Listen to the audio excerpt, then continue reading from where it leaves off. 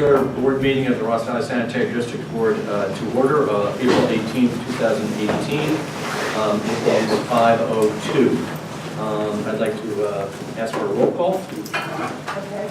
Gaffney? Here. Forsby? Here. Eggs? Here. Scylla? Here. Tully? Here. And if you could please stand and join me in the pledge of allegiance.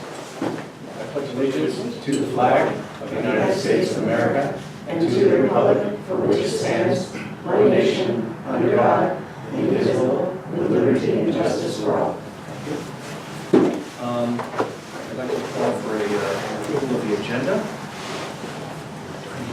The agenda. Second? Okay, and all in favor? Aye. All opposed? Okay, so the agenda is approved. This time, there's an open time for the public to raise issues not on the agenda or for future agenda items. Do we have anybody who would like to address the board? Seeing none, I'm going to move on to number 5 and ask for a standing committee and appointments report out. Tom, do you want to do the finance committee? I'll do finance committee. Okay. The finance committee met, that's Doug and myself, and we reviewed all the interim financial statements and looked in order. We reviewed agenda item I, which was the lateral replacement plant program, and we have a recommendation for a change on that, which we discussed during the agenda item. We looked at the monthly capital program report, and you'll note that we've got a huge amount of capital underway now. A number of very large projects. 30 million? Yeah, and when we looked at the internal financials, we found that 9 out of the top 10 payments were for capital projects. So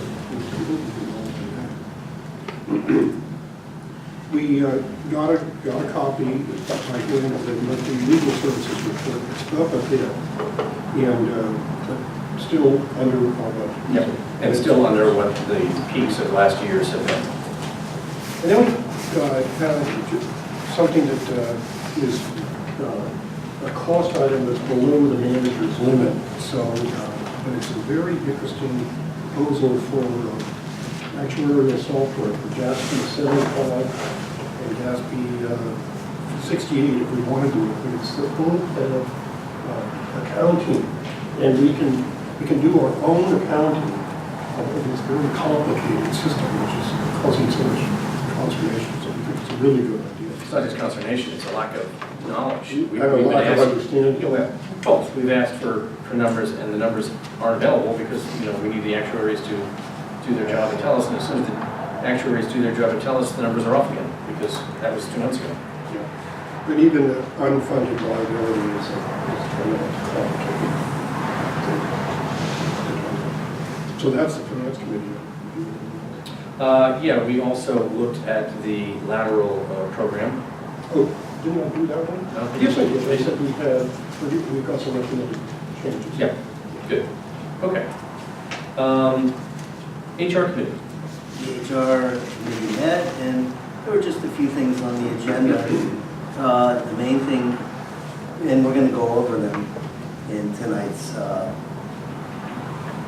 general meeting here, but a couple things just I want to point out that NV5, which we've been working with for a little over a year, and Mary's been in charge and been doing a really, in my opinion, an amazing job getting the new website and everything going, and it's a very clean rollout.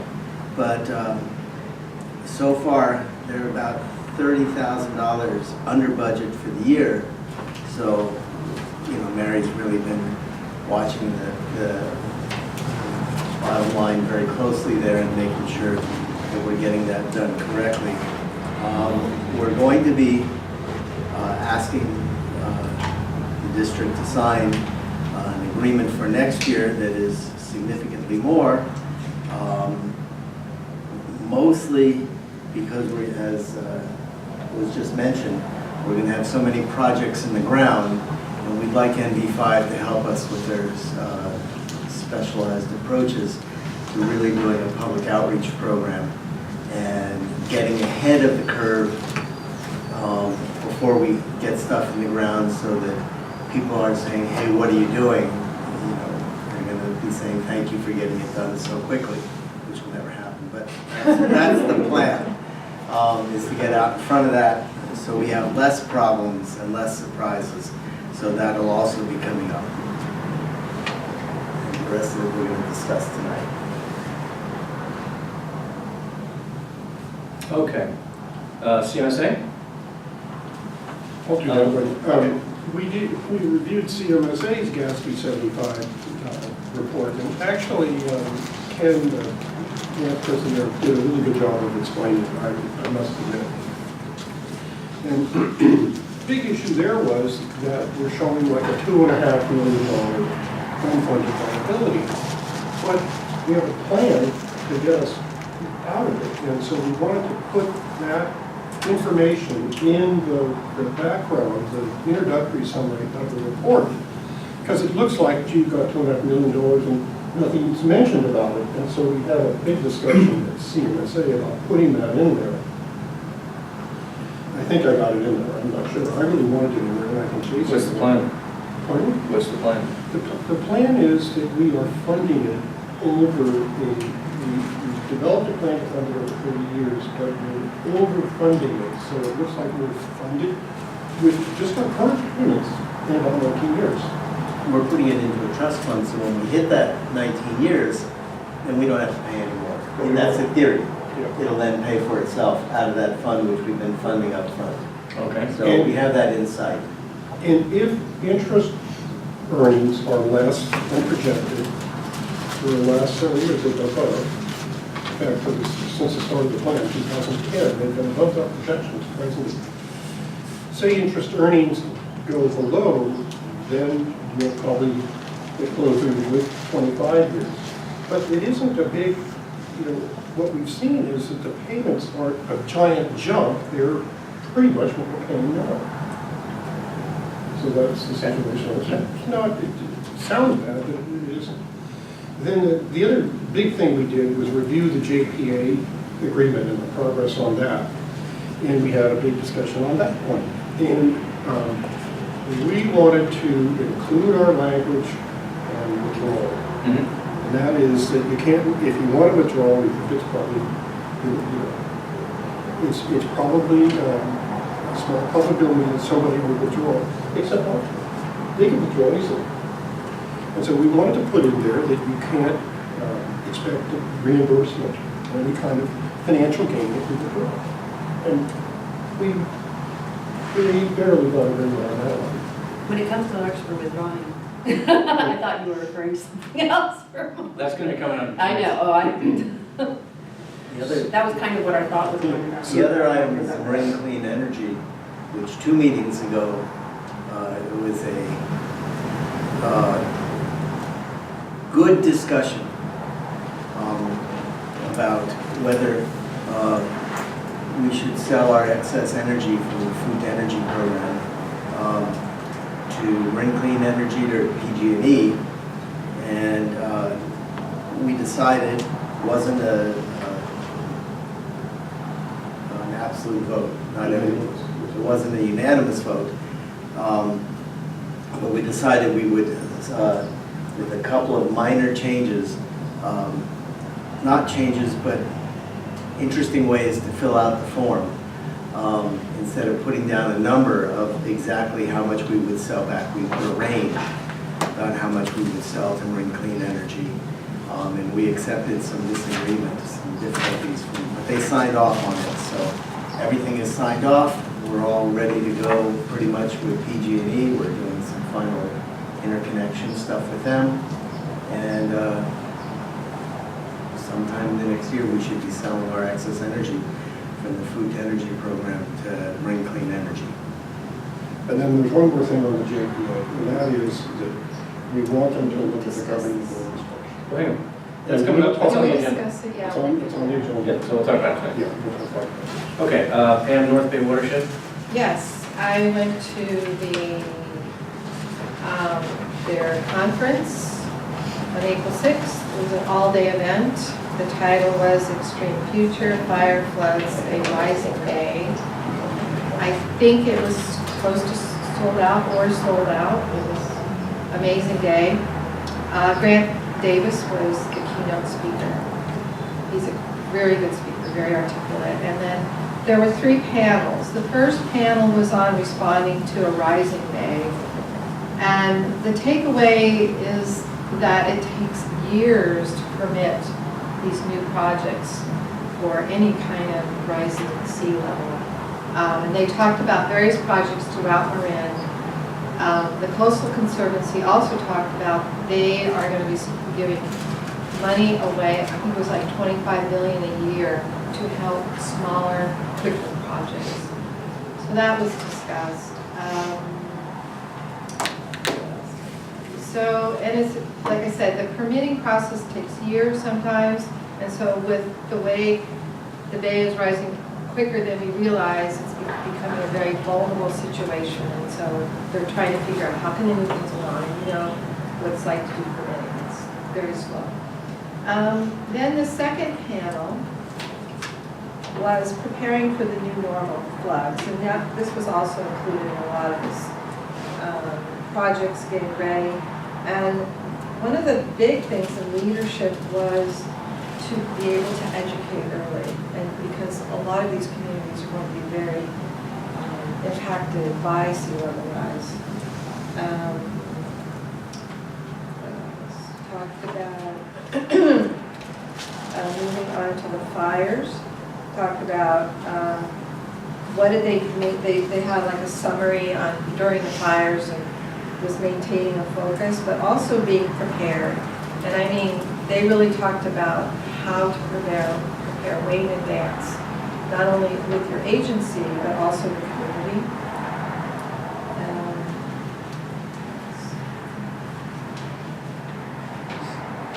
And then the last panel, Jared Huffman was there. He was awesome, I thought. And he said that there's really not, the way the federal government's going right now, it's not looking good for money for these projects, for these 3 fire floods in a rising bay. And what else did we talk about? And they talked again about the new norm for fires and the new norm for flooding, in that we are just beginning in the beginning to start to look at how much do we really need to prepare for. And that was it. Thank you very much. Okay. You were there also because you were going to say? No, I wouldn't because. You liked it? Yeah. Okay. Just representing me. But a couple things that really quite close to home was that Highway 37 got flooded a year and a half ago during our big floods. And they were talking about, first of all, none of the models, computer models they had, said that that area had flooded closer to Nevada was going to be the part that was going to flood. It was going to be other areas that did. So they were all very surprised about that. And they made a big point of saying that it actually came within inches of probably being closed forever. They were able to repair it, but had the water come any higher than that, it would have undermined that whole section, and it would have never been able to be open the way that it was. And that was interesting. So that's on that part of the talk that was about rising the bay, that in order for them to redo the marshland that's north of Highway 37, they have to rebuild 37 and either build it around the north end of all those marshes or raise it up and build it across that way. So that has to happen. And if it doesn't happen by 2030, if those solutions aren't in place, forget it. It's going to be too late and there's nothing to do about it. The other thing that I thought was interesting was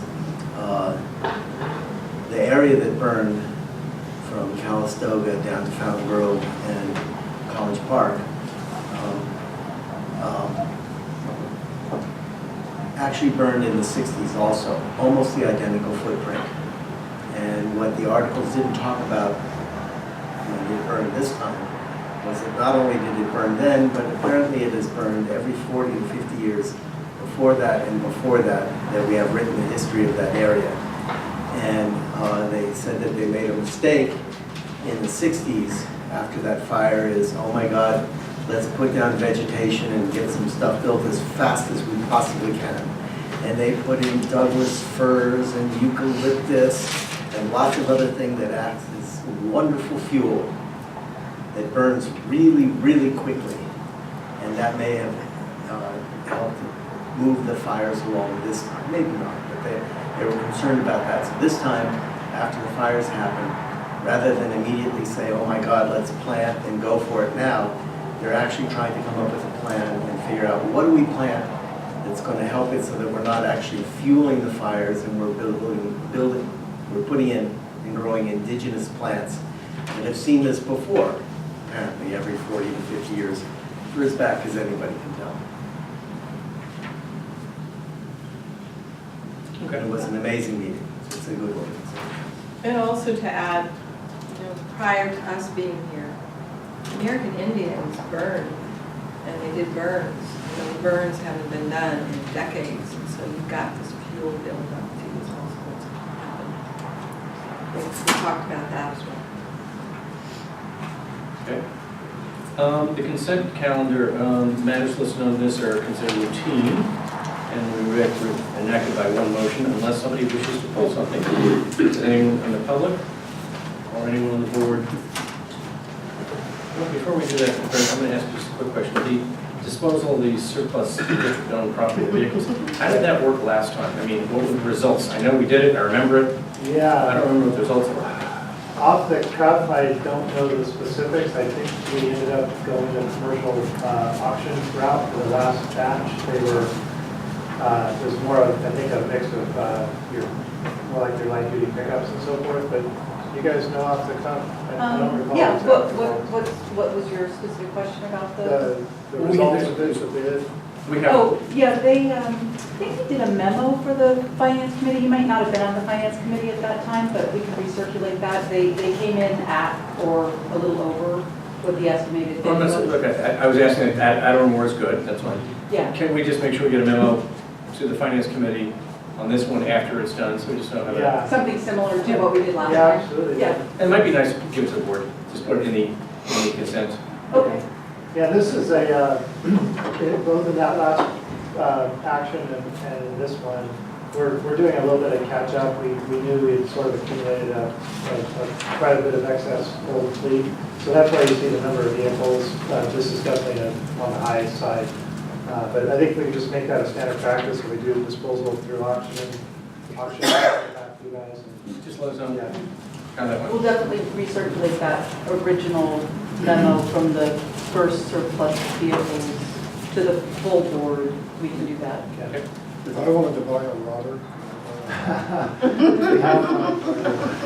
The Roberts are one of those. Yeah, I categorize these into things that I know what they are and things that I do not know what they are. Those were examples of the ones that are heavily restricted also because of the Air Resource Board regulations. diesel. So their annual run time limits are very restricted, and we don't use them very much anyway any longer, so they're big candidates for disposal.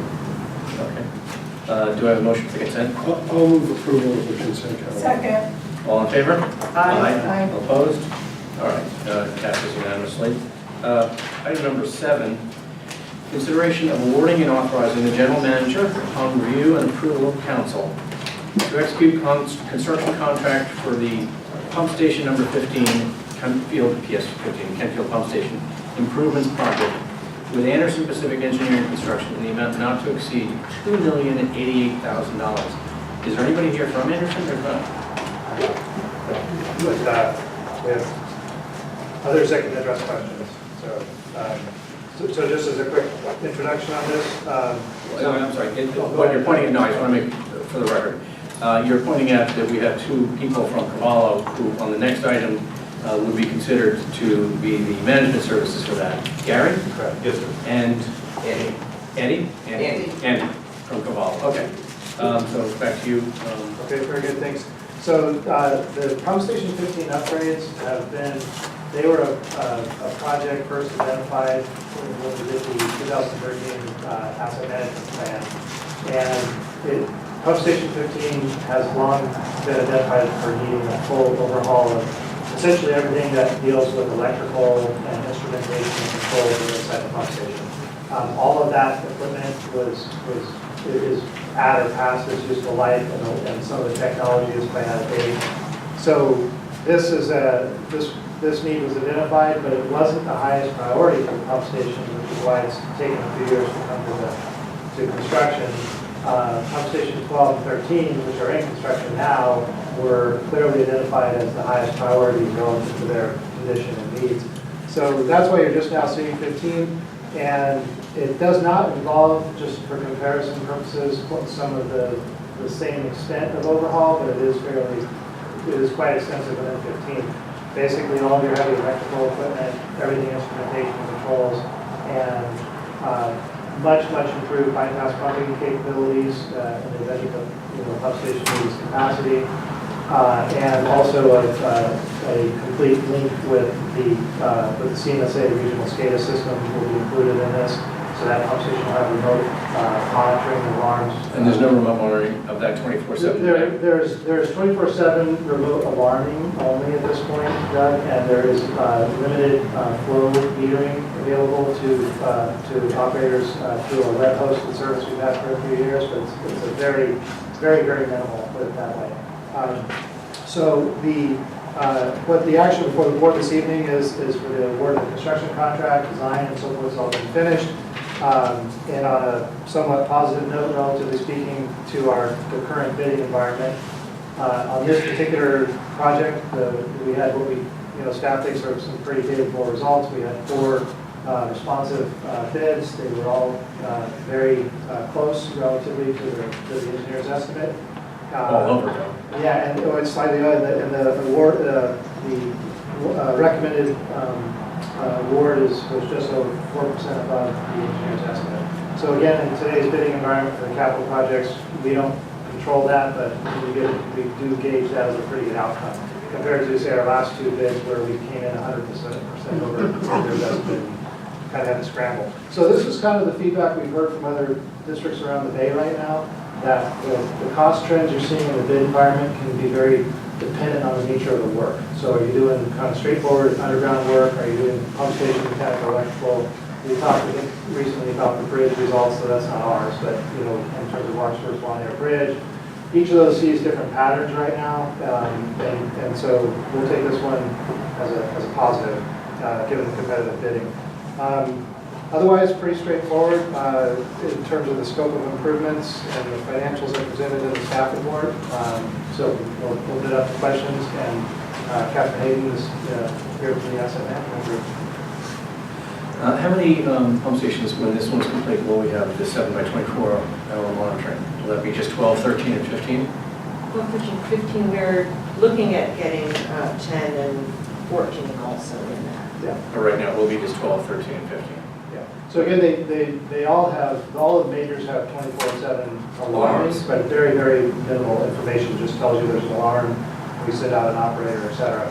So this is somewhat separate from, in addition to the pump station 15, we actually just had a work planning session with CMSA earlier this week, and over the next 12 plus months, you'll see every one of the majors hooked up into the integrated CMSA regional SCADA system, similar to the way Corporate pump stations are and San Quentin. So 15, basically 10, 12, 13, 14, and 15 will all be tied in. And that's essentially 98% plus of the flow into the force main network at that point, and they'll all be part of the uniform SCADA platform that Steve and others can access remotely. And what kind of information will that give you with that? What's additional information, and what can you do with it? Well, so we're just monitoring, not controlling. Yeah. So, and I haven't been in the meetings at CMSA, sort of about scoping Anecdotally, what this is the information. pump station that I was told in December 31st, 2005, went offline and stopped. Oh. 4,000 gallons of sewage spewed out of our downstairs toilet, which is why I'm sitting here today on the boardroom. Just anecdotally. And they knew it was down, nobody in this room, right? knew it was down, but all the streets were flooded, and the guy couldn't get from, I was told he lived in Fairfax, to, I was told, and I was also told this was actually not what happened, but and not told specifically what, it was told it went down, and the backup generator didn't turn on, and they couldn't the person couldn't drive there. I mean, do you remember the streets were flooded? Oh, yeah. Yeah, so That was not the right I time think to have it monitoring shut down. flow at pump station 15 is a wonderful, wonderful thing to do. So now it's at Mary's house. Flow level, exactly. All of the pumping is now going to And Mary's house. actually, I have a clean out. I mean, there was one point in which Randall was standing in my yard at midnight with this thing pumping out really loudly and offered to send me and everybody to a hotel. I lived there. Okay. So anyway, And where, I want a giant smart meter, basically. I mean, smart flow, whatever. I Smart drove down flow. Sir Francis Drake from 101. Where is it? I know that the 12 and 13 are obviously at those shopping centers. Yeah. Where exactly is You it? kind of have to get. On the bike off path. the- Front of the one, college and Marin. Yeah. Wait a minute, I'm sorry, right past it? You I thought it was in front of it. Near that little bridge Coming- on campus. you can't drive Yes. that. to Yes. school. It's probably 100 yards back. Oh, no. Stadium Way dead ends in. Yeah, I looked at the map, that's what I was. But you have to bike left. To answer your question though, Doug, the capabilities that are in place with the new SCADA system, I'm trying to think of a good analogy, I can't think of one, just put it this way. It would be like all you're getting before is something that says you have a problem, but then you have to go there and figure it out. You don't know if it's high level. Well, you call Mary. Right. So now what you have Send a is, board member. you have basically a schematic interface of the pump station Okay. that shows you all the key information. You have a very useful graphical interface with levels, status of all the alarms, status of the motors. You can quickly look at historic trends, what's it been doing for the past hour, what's it been doing for the past week. And all of that is available to the crew's mobile devices and laptops. We don't have remote control. That's a different Yeah. item, and most wastewater lift stations and pump stations actually don't have remote control versus like a treatment plant. So neither us nor CMSA staff will have remote control. We will just have monitoring information, but it'll be much more timely and complete, and you will be able to respond to it. So it's short of showing you a picture, it's kind of hard to illustrate, but that's qualitative. Because there's been talks about electrical work, would the backup motors be replaced?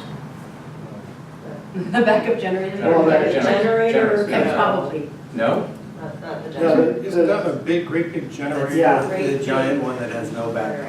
So Mary, just bring it back to your, I have no idea what well, that this is one of the historic incidents, and that's why the electrical overhaul has been identified as a big priority.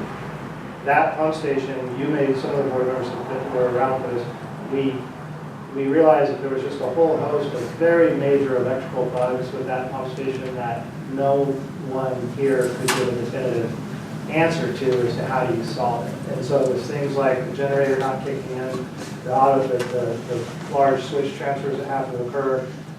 To start to troubleshoot that, we used to own the transformer as well, which was a few years ago. And the transformer was another part of that puzzle. We took care of that by working with PG&E to have them take over the service drop and the transformer, which is more traditional for most major electrical loads. And that was done. So what that did was that eliminated any mystery bugs, so to speak, with the transformer and the service drop. And then that left everything inside the building.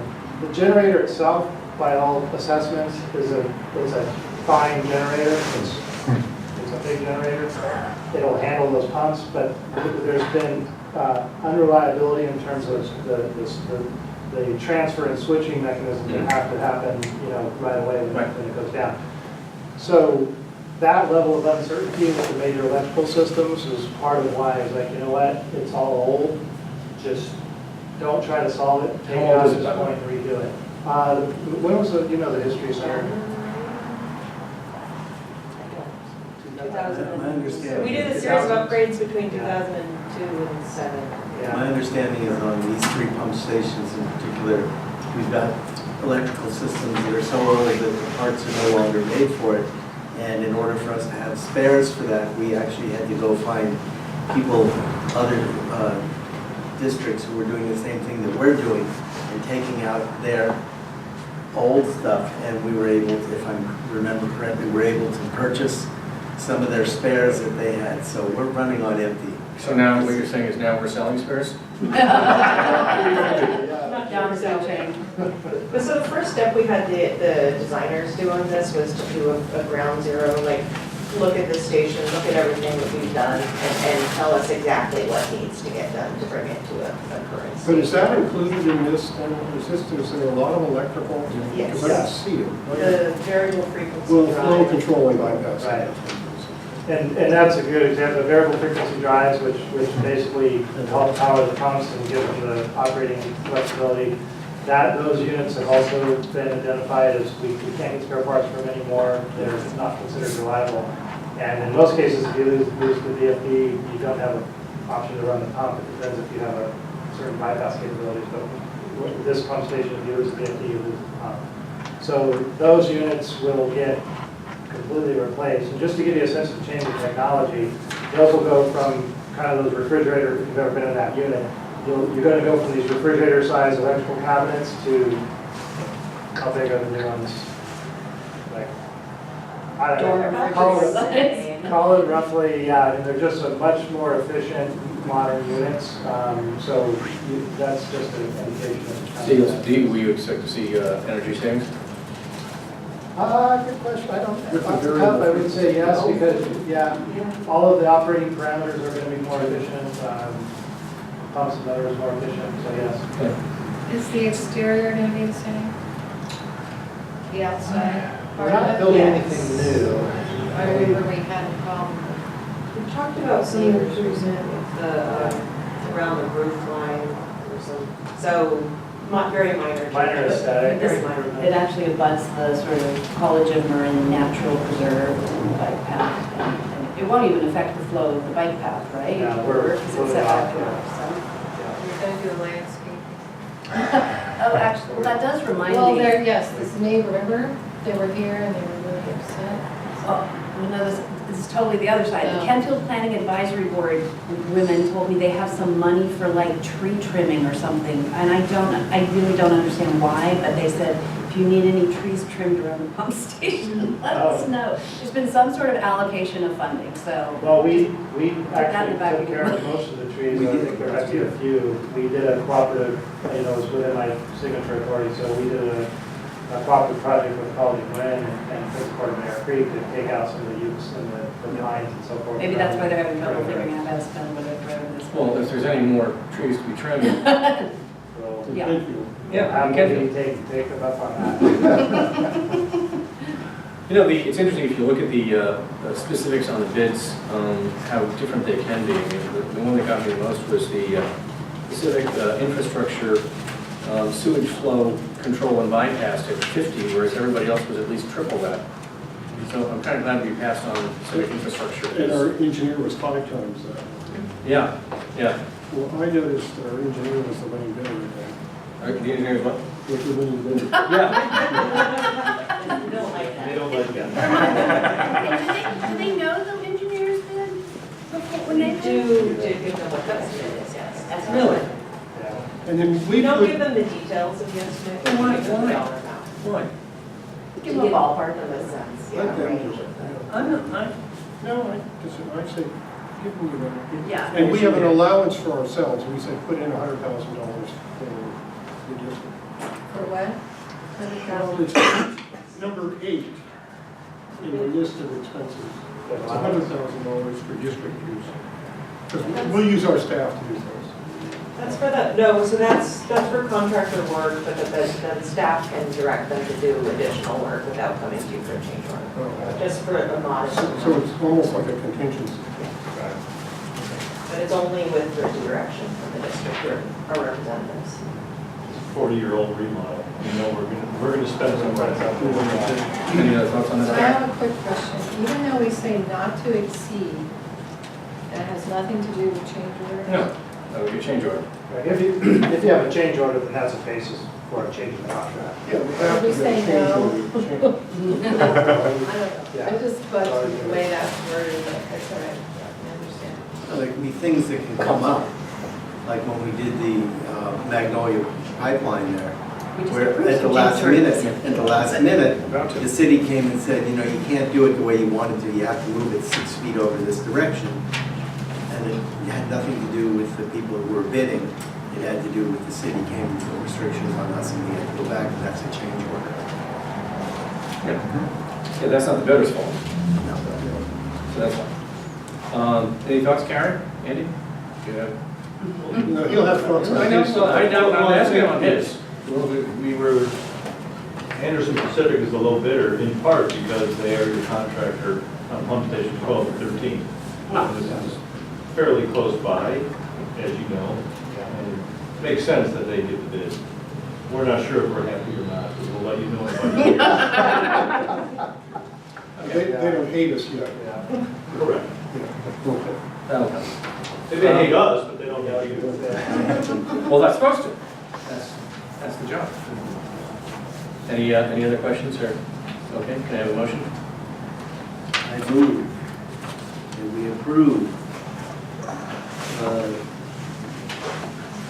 on one second, I'll read it exactly.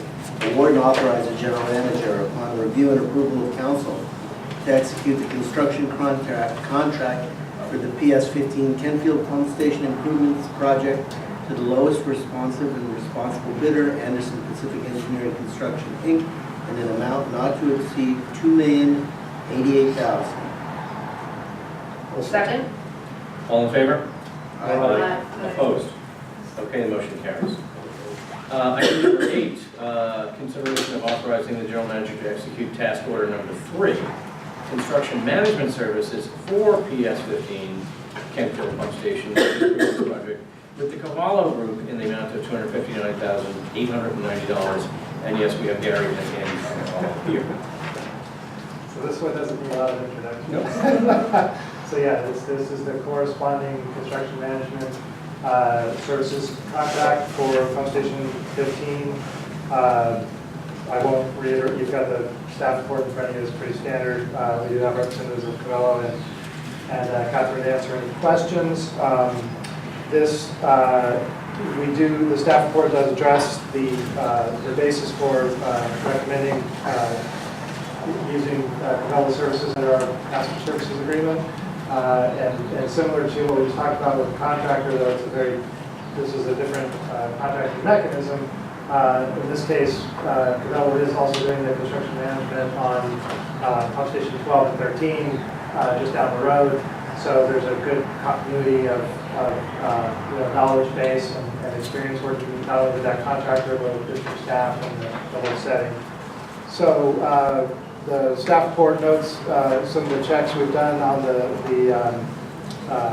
cost basis of the proposal and so forth, and we recommend, basically staff's recommendation is approval of the new task order for the construction management services.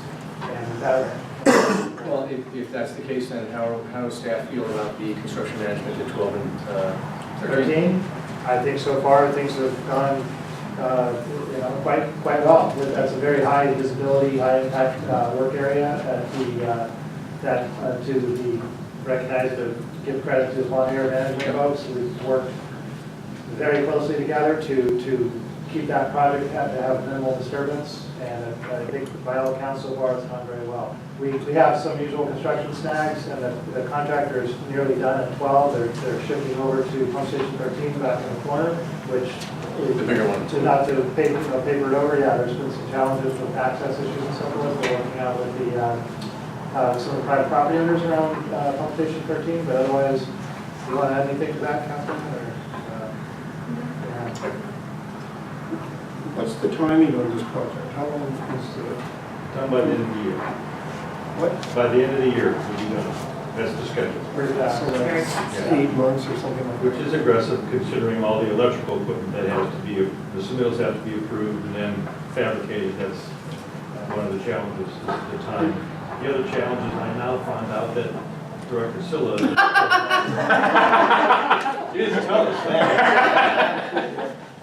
That's a benefit. If anybody needs to use the bathroom.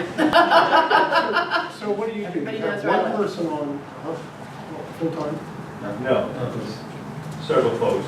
But it's manned 100% of the time? Yes. By you folks? When the contractor's out there working, absolutely. And sometimes there's more than one of you folks. Oh, yes. Well, how do you feel 12 and 13 are done? What? 12 and 13 are going Oh, very well. Okay, Not great, very well. okay. There's some challenges, but they're always hard in existing pump Are there stations. challenges with the company or are there challenges with the As it facility? relates to Anderson Pacific? Yeah. Oh, no. Okay. I would put them in the B+ category, A-. Is this on the record? Yes, it is. We worked with them for so many years, they know us, we know them. Okay. They are not, quote unquote, typically what you would call a claims-oriented contractor. If they come across what they believe is additional work, they're going to seek reimbursement. But they're not like some of those other contractors that like to just pay for you with change orders. Okay. Who were they? And- Turn off the recorder, we'll talk. it's the underground. Okay, I have a question. sure. So there's a lot of electrical work that's going to happen, right? Yes. Do you use union, Do we do what? Use union labor. union electricians? Prevailing wage electricians. I believe AP Anderson Pacific is a non-union contractor, but they are required to pay prevailing wage. But they're licensed electricians? Absolutely. Okay. In fact, Anderson Pacific is one of the few general contractors that self-performs a lot of the electrical work. Very rare in this day and age to do that. And I'm not sure if you know if they're self-performing electrical. At 12 and 13, I know they are. So I suspect they will be at 15 as well. Okay. As opposed to subcontracting out to Correct. somebody else. So Correct. there's probably cost savings there. Yes. Well, Here it is. for us, for them, maybe Right. not. 15, I'm sure the answer is yes, but we're going to be making sure that's a bike path where lots of children are going back and forth to Kent School in the mornings and the afternoons. We're not going to have trucks trying to move along that pathway during that time. Yeah, yes, sir. Yes. Yeah, no, that's good. Very good point. It's another thing, Mary needs to have her children know that they're going. I suspect the access issues will be one of the bigger challenges as compared to the technical work. Every once in a while, it's the access from Mon Air Road to that bike path is not 100% blocked off from traffic. And every once in a while, I've been down by the pump station and seen, somebody with their SUV going, how do I get to Sir Francis Drake? So, Go through Mary's back. Okay. Any other questions? Make a motion? Yes. I move that we authorize the general manager to execute task order number 3, construction management services for the pump station 15, Kentfield Pump Station Improvements Project with the Cabello Group in the amount of $259,892. All set.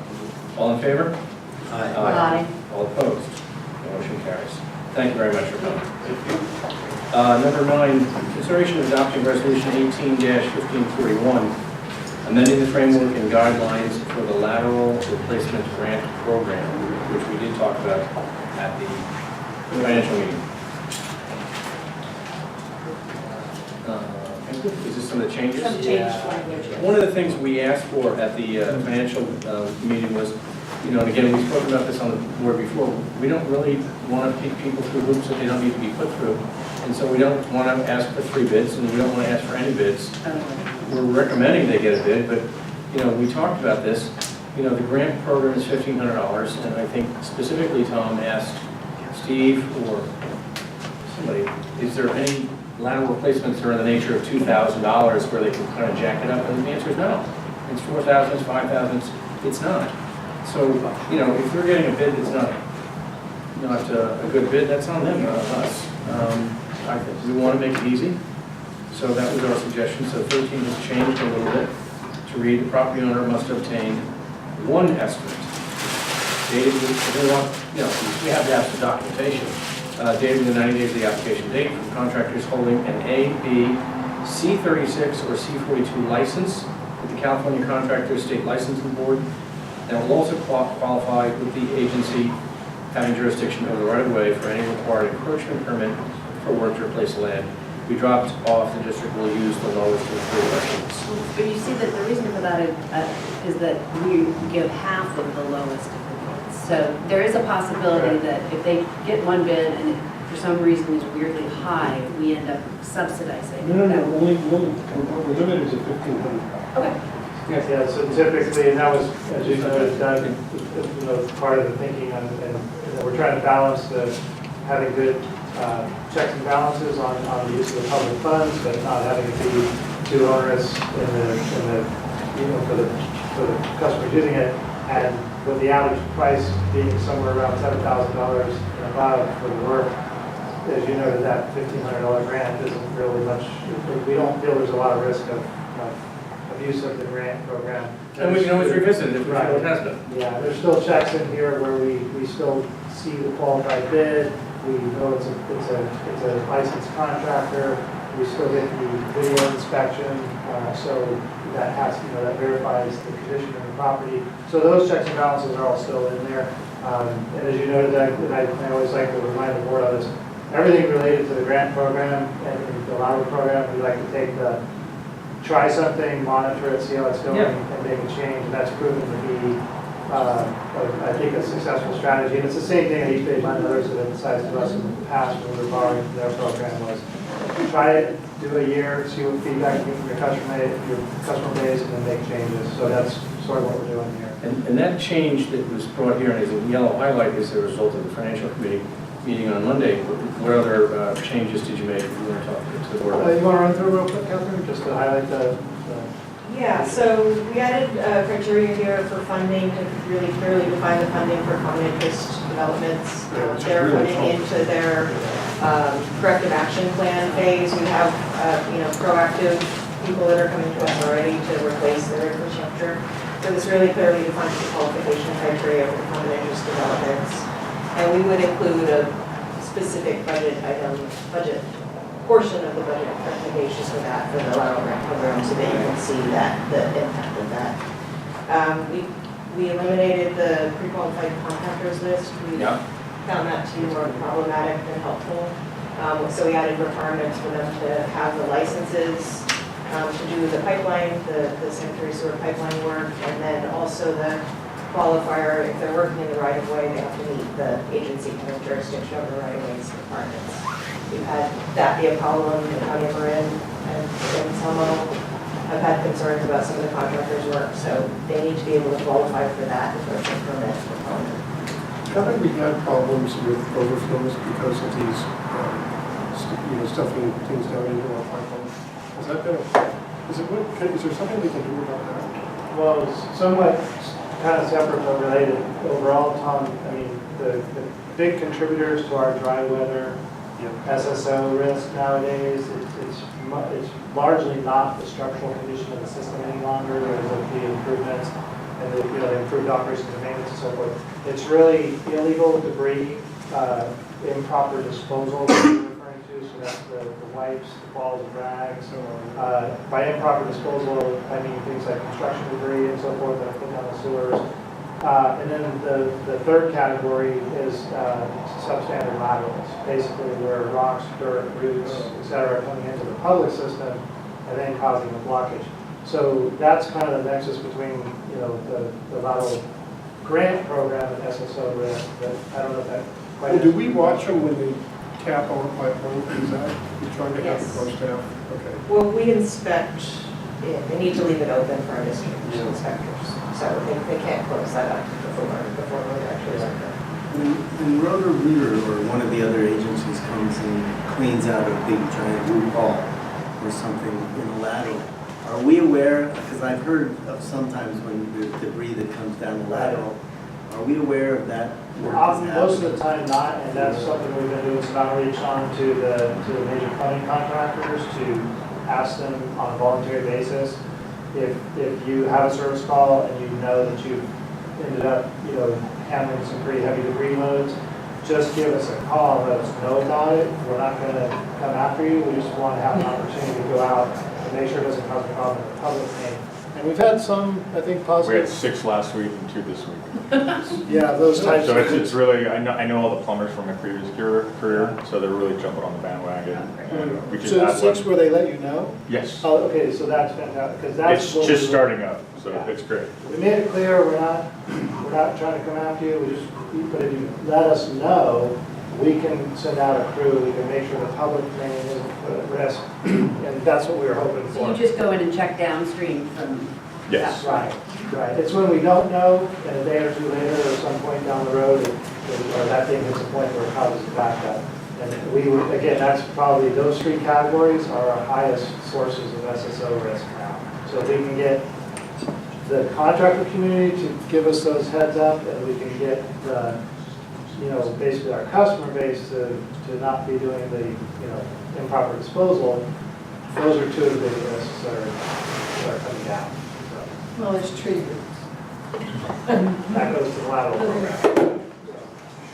Okay. And the lateral program is down a bit this year, we looked in financials, but we expect that to pick up as the selling season Yeah, we've continues. got a pretty good backlog coming in, because the numbers you guys see are lagged, because they're closed funds at that point. By the time we record them, we've paid the money out, they've actually hit the account, the financials. So what we have right now is a pretty good backlog of people taking advantage of the paving, more, the asset, I'll get it right, the paving condition index based grants, where if you're on a street with a PCI at or below a certain limit, you get a $2,500 grant in order to incentivize replacements ahead of the local jurisdictions paving. And that took a little while to catch on, and I think it's still, but we're starting to see that trend up, and particularly in the Larkspur area, because of the Measure A. outreach with their public works department and so forth, and their paving program, so that, I think we're gonna see a lot more activity in that area. There were a couple other changes. We did add discretion for staff to issue extensions. We've had some people run up against the 90 days and eliminated the language about retroactive funding and the condition assessment criteria for qualification. What do you mean by retroactive funding? We had in the event of an emergency clause that you would come and apply after the fact. All right. And we were limited. Do you tell us why? It's been problematic, just in terms of the requests. The basis for, we aren't out there doing an inspection. We'd rather that they do a repair and then come to us and apply for a grant. They won't do it that Because way. it's closed up. Yeah. You didn't see it. Right. So everything's an emergency. Yeah, boy. So the emergency was they just found out about the lateral replacement Yeah. program. So I have had a call where somebody said, I'm out here, it needs to be replaced, is it okay, in this case, write down the address, note it down, so that's kind of a retroactive situation. But please call us, get an inspection tomorrow, so that we can get that information on what to do. Wait, before you go, Ann, you had a question? Let's see. So we lowered the amount for the grants because we wanted more people, because we were running out of money in here. Is that The what I 15 minutes is remember? happening. Because I thought these were, at one time were at 4,000. Right, so They not were quite. 4,000 per person. Yeah, So what happened? Well, so that's a good example of what we talked about earlier, where, and that's going way back, We did go down. before we had the lateral ordinance, the major update to the lateral ordinance, so we passed, in response to the cease and desist order. We were trying various price points to try and incentivize lateral replacement, and we had certain fiscal years where we went as high as 4,000. And we actually found that there was a point at which that level of grant funding didn't move the needle anymore. In other words, if people were going to do it, they were going to do it. So this is going back a couple of years, but we came back to the board once we had the lateral ordinance passed and we did the revamp of the grant and the loan program. We purposely said, okay, we're going to drop the amount to a level we think still has some incentive benefit, but we're going to try to pair it up with not incentives, but the compliance requirements of the ordinance. And that's kind of what's happened. So we have probably about, I would say 40+% of lateral replacements, they don't inquire about financial assistance, they just go do it. And the other 60%, at least, it's either a grant or a loan. And I think, Pam, this goes to where we've just tried different price points to see what works with the customers. And the same thing where this current fiscal year we're in right now, we have a $4,000 high I&I grant only in certain designated basins. And we have the $2,500 grant for the PCI-based replacements. And those are both kind of test cases to see how much, Doug, you asked about this in the finance committee. We're still trying to find what makes people move on the lateral before a trigger kicks in. Yep. In other words, before you're doing a home, it's great to do it as part of your home sale or your permit remodel. That's great. Or it's, but what we're really looking for still is how do we get the folks who, because then you're limited to just the churn in the property market. Right. And if we want to get to 90% compliance over the next 10 years in the outline we showed the board, that's got to happen at a rate a bit higher than we have right now. And that's where we're looking for, okay, you don't have to do this, but you know the street's going to get paved 6 months from now.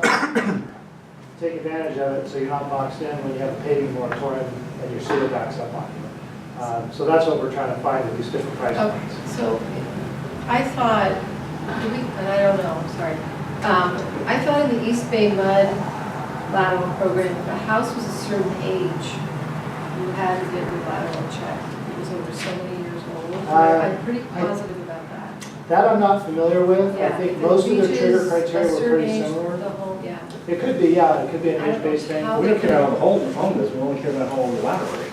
Well, it's about the lateral. Not necessarily. And so home yesterday. Anyway, that, I just want to read it and look at that then. Not an age-based, no. Okay. It's, and yeah, I think short answer is no, yeah. Okay, and so these laterals are the miles, it says here 20 miles. That can be actually put towards the cease and desist. Well, we don't have a mileage credit or a mileage target for the We don't cease give and desist order, but what it does very much so is when we are next in front of the regional board, which we will be in the near future to talk kind of proactively about the updates to the cease and desist order, all of the progress we have on non-required areas helps. Like having smart covers, that's not required. Having the level of grant program and the level of lateral replacement activity we have, it's not required, but when they see 600 laterals a year in a system of our size, it takes, it really sets a good confidence level with the regulators. And that's something we've heard repeatedly from other agencies. So this isn't required, but it goes a long ways towards, I think, giving the regulators confidence when we're asking for discretionary, things in the future. All it was required was that we consider a lateral And you certainly- replacement. And then we got on an NPDES permit. As a bonus. As a reward. Go figure. Yeah, that's how it works. Tom? I had a comment. I kind of like the wordsmith this 13. I think we ought to say the property owner must obtain at least one written estimate. Remember, Yeah, you said that we were going to, I don't want to limit them to just one. If they want to. We were saying you had wordsmithed in the meeting saying, we suggest they get more, we're requiring one. Yeah. So if you could just say the property owner must obtain at least one written estimate. Right. But it is recommended that. Yeah, I have That's that. the language. More is better, right? I don't know, something like that, if you want to, but at least one. So the question is, do you want that in the language there, the guide page? I trying to copy I wanna that too. put it We on did say in 13. the guide that we strongly encourage Oh, okay. 3, but we put that in the guide, not in the resolution, and we No, can that's do okay. then. either or both. If we put at least one in here. Is there a wide One variance written. of these estimates? There can be, yes. I mean, tens of, 10,000. I mean, that's, yeah, It that can would be my, really wide. that would be the reason I want to convey that to people, that It's good. it is worth Good coming for. practice for the homeowner and property owner, for sure. So I think giving a strong. I would've been happy. I would have had to give it We're only going to require one. So add the recommendation, like the language here. It reads right here, you've written in that district strongly encourages property owners to obtain 3 bids as there can be a large range of prices of new contractors. It's on the one-page lateral replacement grant program That's good. guide, and I think that's good. That's good Yeah, enough. that's great. But I would like to change this. Okay, yeah. At least one written estimate Okay. within there. And that's in the resolution. Yes. Okay. And then there are a couple minor things in the resolution on the first page, the final whereas doesn't have the number, so we would add the 1541. And on the final page, it says effective date of the ordinance, so we can change that to resolution. Well, I read the ordinance in detail, and it's complicated. So, yeah.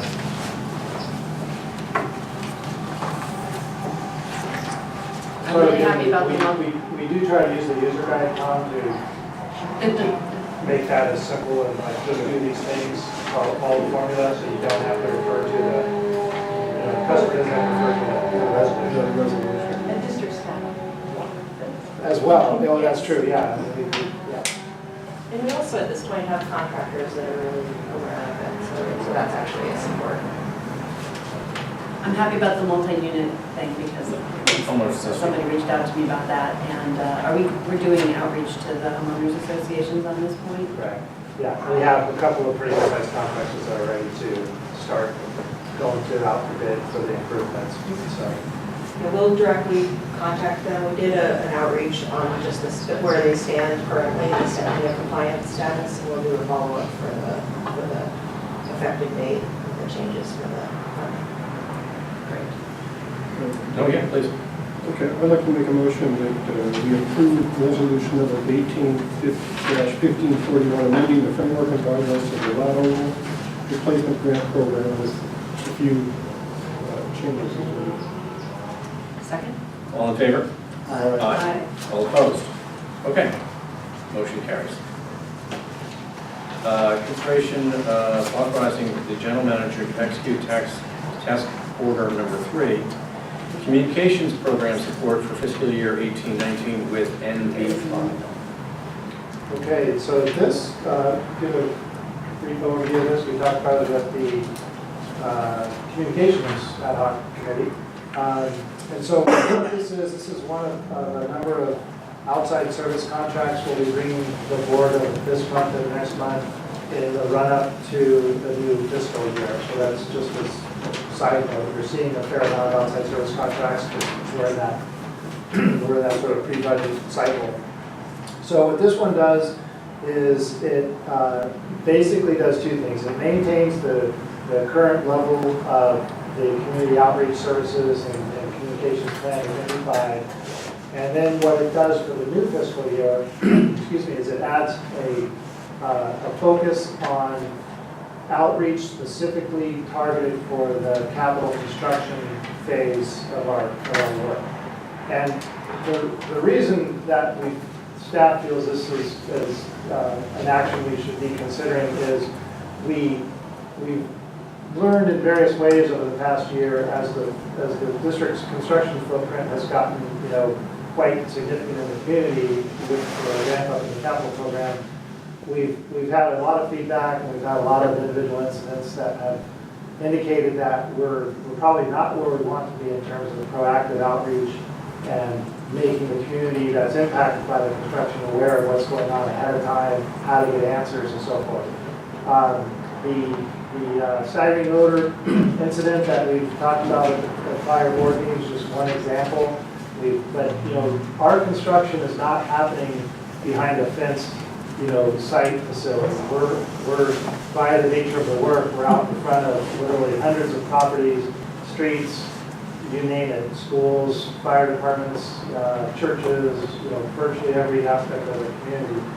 And after the little incident with the odor complaints, I asked the entire construction management team and the communications team to get together and sit down and kind of do a debrief on how things have been going and what everyone's perception was in terms of advanced outreach and handling communications during construction.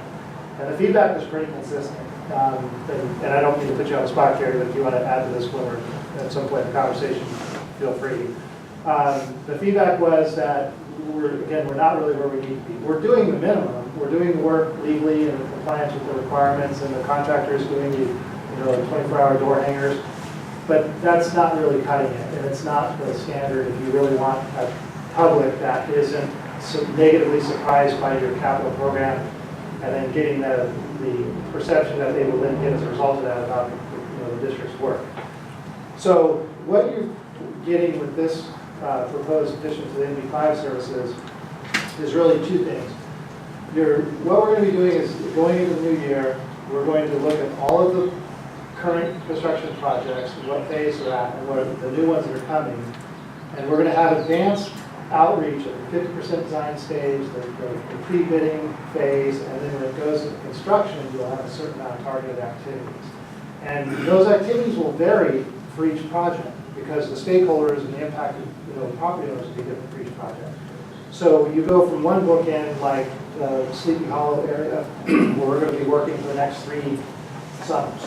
And there is no way to make it work without impacts, that's a given, but what we're going to be doing is working as close as we can with San Anselmo and MWD and the myriad of community interest in that area to manage that as best we can and with a lot more resources than we've put on things like this in the past. So we've talked about this having 2 things. Here's the schedule of potential activities, and they draw from what we kind of call the toolbox. And that's everything from advanced mailers, the fact sheets on the projects, to one-on-ones with community groups, city council presentations, etc. We're not going to do all those activities for every project. We're just going to have the menu of options available. We'll do the advanced planning with MB5 and the construction management team. And then from that, we'll make a decision about, okay, we need to do the following things over the next 6 months for outreach. So the point of that is that you're not signing a blank check for $150,000 for construction outreach. It's an as needed, as we develop the plan, we tap those resources. That's kind of the idea. Basic goal here, big picture for the district is let's do what we can to kind of build and preserve the public's understanding of the capital program, the benefits it's providing, and not just come away with, I was late to work because some guy was flagging traffic and I couldn't get through, and that's all I know about Ross Valley Sanitary District. We want to get way, way more ahead of that if we, further ahead of that if we can.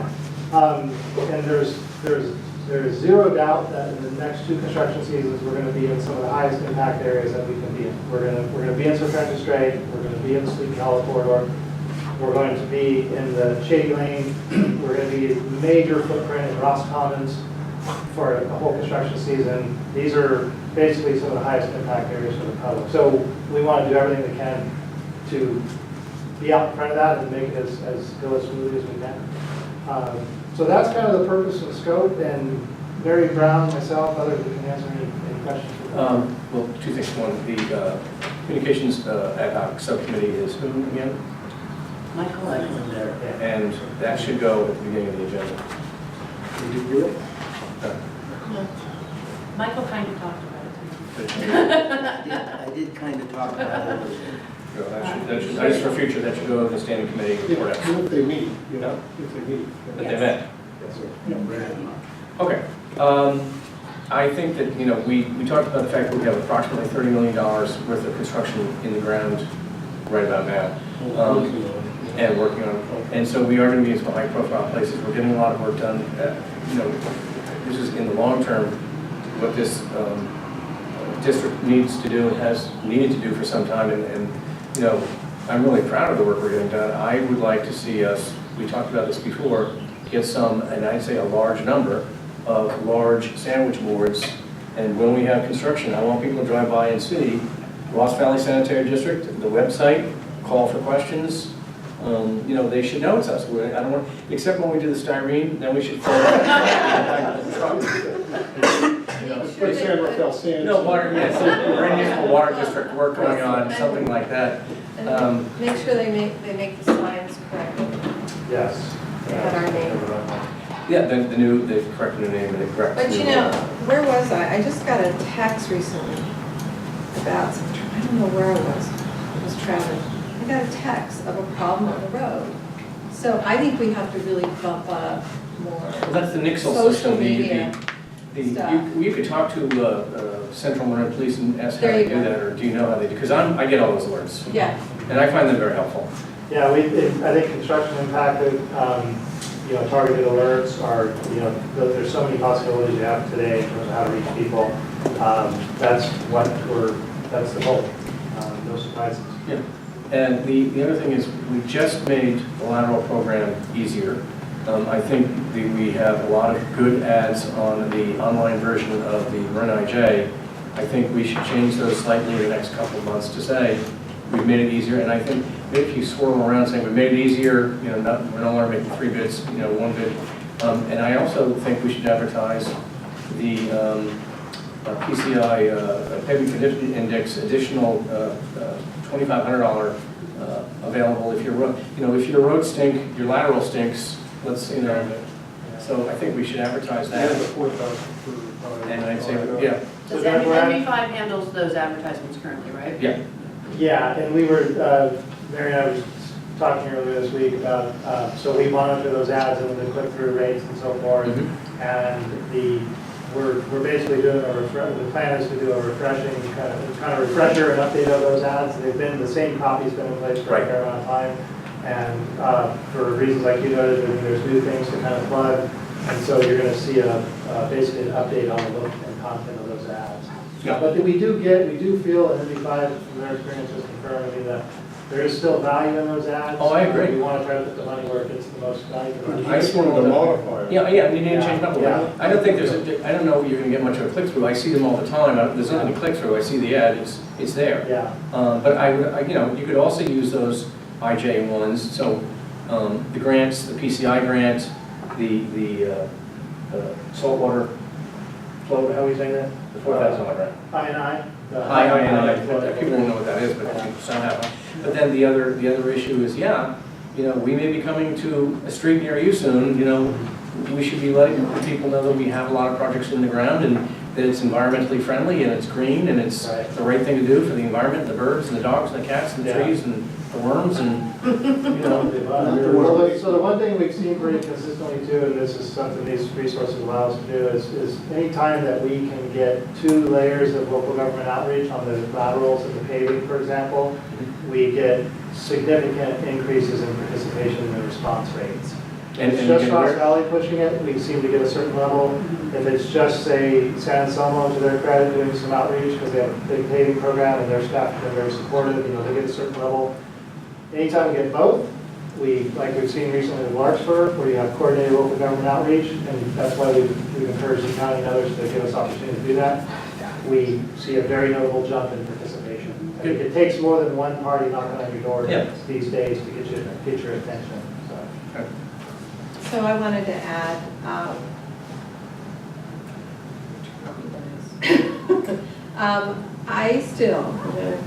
bring this up probably a lot, is the health issue of why we're here. And I still think, and I talked to you about this earlier, Greg, if this communication agency creates why we're spending millions of dollars and why we're making them sit in traffic, it's about health. When you bring it to that level, I think the Marin County constituents may say, oh yeah, okay, and then move on rather than attack. And so they have to be very assertive, and they have to do it early. And people from Marin, remember when Dominican University wanted to add and upgrade, and the neighbors were flipping out, it was in the papers, and whoever it was, it created neighborhood barbecues. They started talking to the neighbors. They had little subgroups within the whole area, because I was going to school there. And I thought, they're going to have to dig deep into these smaller communities, like neighborhood outlets, have coffees. I'm serious, or it's going to be nasty, really nasty. So my idea is tell them to use the health issue first. And then the other thing I wanted to bring up, they're going to do other things besides just this. Oh, absolutely. Yeah. So I still feel to this day that this district is weak on general education. Right. Always has been, always been pushed aside. And yes, it's about the projects and the millions and everybody paying their annual fee and all that. But we wouldn't be here if it wasn't about, it's about health, it really is. So I wanted to figure out how you could integrate that to the, and besides just the neighborhoods and these projects, what else could we do? Whoever went to Casa, we saw the 3 Ps, did we not, from Orange County? That was amazing. And so it kind of sticks in your brain, we're going. Would you explain the 3 Ps? you say what you can put in the toilet, you don't say what you can't. Right. So you pee, you poop, and it's paper. And there's all these stickers and videos and everything. You remember that, Leanne? So I'm thinking, I don't feel like I'm doing enough, and I have grandkids now in the community. I just wonder, and I know CMSA does their thing, and we talked about maybe MMWD having a partnership with us to create more, because they do pretty good. They have an open house and it's all this You stuff. know, it's showing. So that's my gripe, and I'm sorry. No, it's not. I'm just like, So one of the first steps in the new task order is to have a workshop with staff in the MV5 where we're basically refreshing and updating what are the key messages we want to send to the community about the Ross Valley Sanitary District Capital Program. Why are you seeing all this activity? Why are we spending tens of millions of dollars? We don't want that to be a neutral or, okay, yeah, whatever. There should be a positive, community benefit associated with that. I mean, it's really that simple. And this is what you hear from districts all over the place. Your ability to successfully communicate that makes all the difference. That's the lesson you hear over and over and over again. And you do that. You don't do that with flash in the pan. It's got to be a steady, consistent effort. And not every community is going to have the same resonance to the same message. So what works in terms of conveying that value to our customers is something we've got to keep working at. And I think the health and safety aspects of public health of good sanitary services, that's the classic one where everyone takes it for granted because it's, At some point you could put in that, actually. Well, I was just gonna, I piggyback on that because I think it's absolutely true that you could get to our customers through the schools. I went on what I call the trout trip with my son, where you go out to Lake Lagunitas, and I had no idea that it was an MMWD is your friend show for hundreds of second graders. And then they release little trout that they had in their classroom that they, but it really is. MMWD has these people who walk around Lake Lagunitas, and you just leave there thinking, charge me whatever you want for water. And so given that we're on the bike path right between Basich Elementary School and Kent Middle School, where my kids go to school, that might make a really nice idea for the MV5 people. And parents will show up at something at the school that they get told about by the school, even if it's to learn about the sanitary district, where, or if there's a kid event, if there's a jumpy house. Anyway. I don't want I'll throw that out. I don't want people to think that we're not doing any of this stuff already. I came to an evening event here for the community where we had a table set up and we talked about all of these things which we're discussing. We had an all-day event at San Anselmo where a bunch of us were there. Country Fair Day. There, and we handed out all of that informational articles there and answered questions, especially we don't pick up the garbage.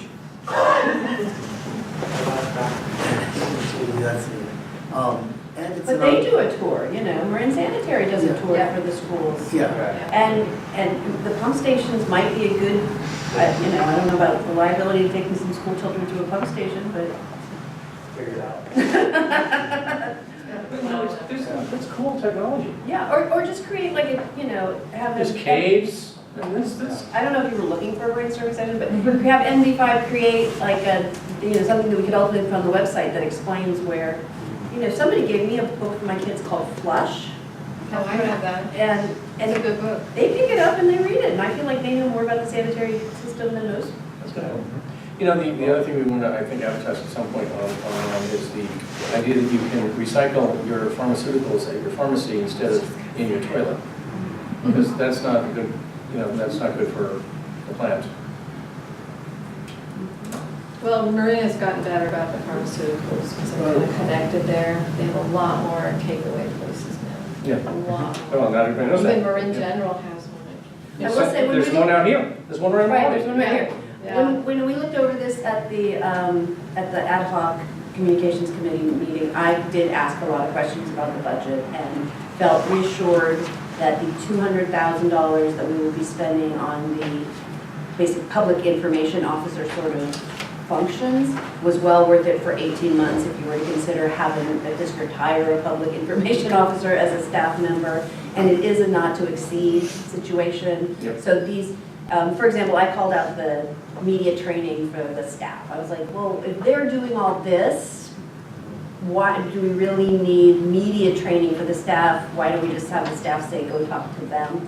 But anyway, Gregory assured me that these are just options. It's not like we're going to spend all this money. And in fact, how did you put it, Mary? You said it was. It's a very robust plan, Yes. and it will probably be less. This is a laundry list of everything that we could conceivably do, and it's unlikely that we will do all of it. One quick thing, just as a note. Obviously, Marin Municipal, our district, has all of the land, Right. so they have more opportunity. They also have 4 full-time public relations people. 4 full-time public relations people, which my other group is not found. I have a comment. Yeah. You know, my comment, looking at this, was, gee, it's expensive. And, you know, and I'm wondering, and I heard what you said. Gee, it's expensive? It's That's what- expensive, yeah. yeah. $250,000. And I encourage staff to learn a lot of this so that we don't have to, it's just like HR. Yeah, we did this once before. Yeah, we've transferred our huge HR expenses, I think Felicia's doing Yeah. that now, from consultants to staff. We made yes to And I'd like to see us do the same. We can keep them because they're experts at this, but hopefully we can transition to more staff. We do have that opportunity, Tom, and I think that's something that we can definitely pay attention to. A portion of what you're seeing in this task order is for the sort of first cut building of templates and standards. Yeah. You know, so when you get us what your standard fact sheet looks like for, you know, large diameter 2-3 in Ross Commons, you want to replicate that same look and feel of that fact sheet when you go to another one. So a fair amount of what's going to be being produced here in terms of deliverables, press releases, and templates for fact sheets and so forth, we'll be able to use those, modify them going forward. But part of what you're seeing here you are sort of building the tools and all the content in this go around, and then we can utilize those. I mean, part of what I want to be clear, part of what you're getting here is just pure horsepower in terms of time and focused attention that right now is divided between a little bit to the CM services, a little bit to staff, a little bit to internal project managers, and that's where we found it doesn't work. So you're getting a very consolidated effort, and you're getting some tools and systems that as we sort of find our balance, we can begin sustaining in-house where it makes sense. Well, maybe, if you're spending $225,000 a year, maybe at some point when these tools are in place, we hire, I think they actually call it public relations. I would say a public communications person. And maybe we could have a public communications person or a public information officer. We had one here before. Yeah. Well, It was about $100,000 a year Yeah. As opposed to 265. for one Are you person, talking about David? rent. Yeah. Yeah, I mean, He was just to write the newsletter. It was Wow. absurd. And we also know that we'll be able to bring you Oh, back yeah. kind of a snapshot of this after each quarter, and we're going to be, So- part of what's in here is they give us monthly reports of all of the outreach activity that goes to the internal, management here, and we can, this is what I was emphasizing, because again, we're not, this is an as-needed contract set of services. So we'll bring you quarterly updates and give you a sense of how the resources are being used. And I don't want to imply we don't, this is a wide open effort on the other hand, but it is let's try it and learn and make adjustments. And we're going to have a very immediate opportunity to do that, basically this summer. Remember- Right away. Yeah, starting this summer, we're gonna have many millions of dollars in the ground right away, and we don't have a person here right now who can be spending full time on this and who's got the expertise to know how to do this full time. We have plenty of resources internally to assist in that, but we need NV5 to come in and direct us right now so we can get ahead of it before we got this stuff in the ground, so that when we block off Sleepy Hollow and Shady Lane and all these other areas, people know that we're coming in advance, they can expect what's going to happen and can plan accordingly. And you know, if we were to hire somebody, it's the same that we talked about before with a human resources person. When we had RGS in here, we said, look, we can't do this work ourselves. And if we had one person here, we'd be paying them burden about $160,000 a year. And this way, we get a full smorgasbord of persons who can come in and attack the problems on an as-need basis as we see fit in a very short period of time before we get these projects in the ground this summer, so we don't have people screaming at us and making gestures as they drive by. And also, Tom, I don't think it's something we're gonna need to do forever, It's not right? forever. This is for these really big capital projects. And so I think the staff will pick up some stuff, but also this is gonna be intense. And then the need will diminish after that, I think. And it's $200,000 This is the need. as related to like 15 million of the capital work. So as a percentage of the capital work, it's, you know, Forget it. it may make it much easier for the staff to do their job. They know there's somebody else who can handle the public part of it. Have I sold you? I agree with it, you know. Right. But it's, I understand. yeah. It seems like a lot, and you know, it's like NV5 contract this year. We're still $30,000 short of what we asked for at the beginning of the year. It's almost as much as Cabela. May I have a motion? Oh. No, I'm not done. No, sorry. I agree, we need somebody. I'm still not sold on this company, and I don't want to go into why, but I'm not totally sold. It's a big amount of money. Looking at the timeline, it just seems, what's the word?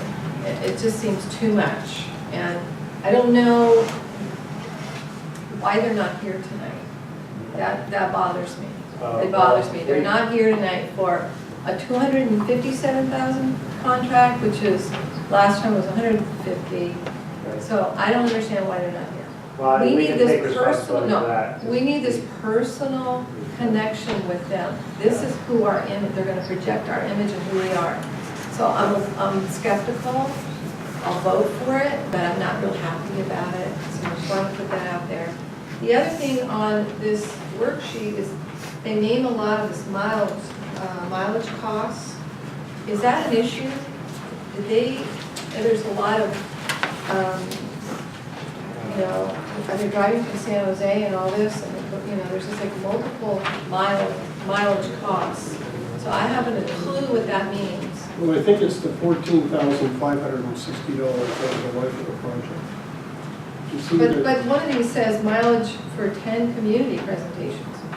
So, I mean, I'm just curious, what, So I've they- never seen, So their staff are coming from a range of areas, but one of the folks that would be assisting with this is a person that they have that lives in the kind of Richmond area, other side of the 580 bridge. So they have staff in San Jose, I know, and I'm then just the others come curious from the Southern cost. California. Yeah, no, the part of what they've actually tried to do with this is set it up so that this person who's more local can be the basically primary person who's got a presence here, and that helps with the, you know, keeping it efficient.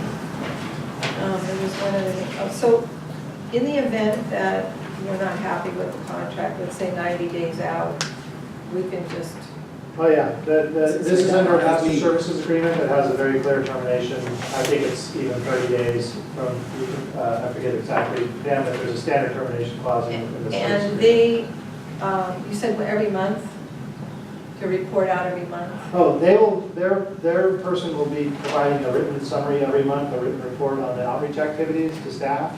And then what I was suggesting is we can actually bring something to the board, like on a quarterly basis, that says, okay, here's kind of recognizing this is one we want to keep a close eye on, we can keep. Why don't you up put it to in date. the consent calendar every month? I would really Yeah, think I that's important because we're getting to this, Sure. broader scope. Sure. And then, But staff is happy with their work. Yeah. Staff is happy with NB5. I think we've been quite happy with their work, and part of what we're counting on in this new task order is that their track record with us has been, we start out with a scope and budget and schedule, and oftentimes the outreach program has had, we've kind of been making twists and turns as we go. They don't do what we don't ask them to do. And we say, okay, that didn't take as many resources as needed, but this area over here we've learned takes more resources. They've been very efficient and flexible in terms of saying, okay, we don't need to do anything more with that. We'll shift resources over here. So my point is that they've been, I think, a very flexible and kind of pragmatic partner with the district. I don't think the leeway we've given them in the task orders in the past has been misused in any sense. And Mary is, Mary's on the phone with NB5 staff on at least a weekly basis, if not every couple of days. I mean, the level of communication with Gabrielle and Dallin Company is, sometimes it's the opposite. It's like, okay, we have enough information. So, They are in the community. Yeah, so to answer your question, we have had, I think, a high degree of confidence in them, which I think is part of our consideration in this. So. Yeah, and one thing, Greg, I mean, I thought this looked like a ton of money, and then as we were talking, Greg said, like, they have a lot of work. They don't need, we're not a major client by any stretch of the imagination. So then I thought, okay, so these are just all the things we could possibly use them for, and we'll use them for what makes sense. And, we don't actually know how many styrene similar situations we're going to come up against in the next 18 months. So this, this is just kind of to make sure we have the support to handle those as needed. I actually also thought we're probably going to end up helping the other governmental entities engaged in paving by having these people. But then, but I hope maybe, I mean, does Town of San Anselmo have somebody like this who would help? No. But what they will be able to do, we actually talked about this a couple months back with San Anselmo and MWD when we were looking at the work in the City Hall area, was everyone agreed we needed more, but no one really had the leeway and resources to do more. In other words, someone who can spend time directly with what's Rachel's last name? I'm sorry. Calvert. Rachel Calvert at San Anselmo. In other words, we had ideas and we can identify the needs, but we can't give it to the CM team. We can't ask our staff to do it because it just takes a certain amount of time.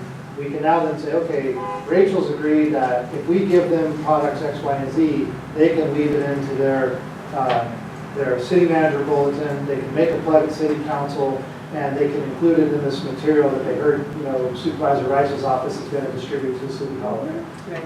Just having that point person who's timely and able to provide all that coordination and content, that's where we get the leverage value. Where we might know what we want to do, what would be ideal, we can't put the focus on it right now. No single resource of the district has the bandwidth to do that.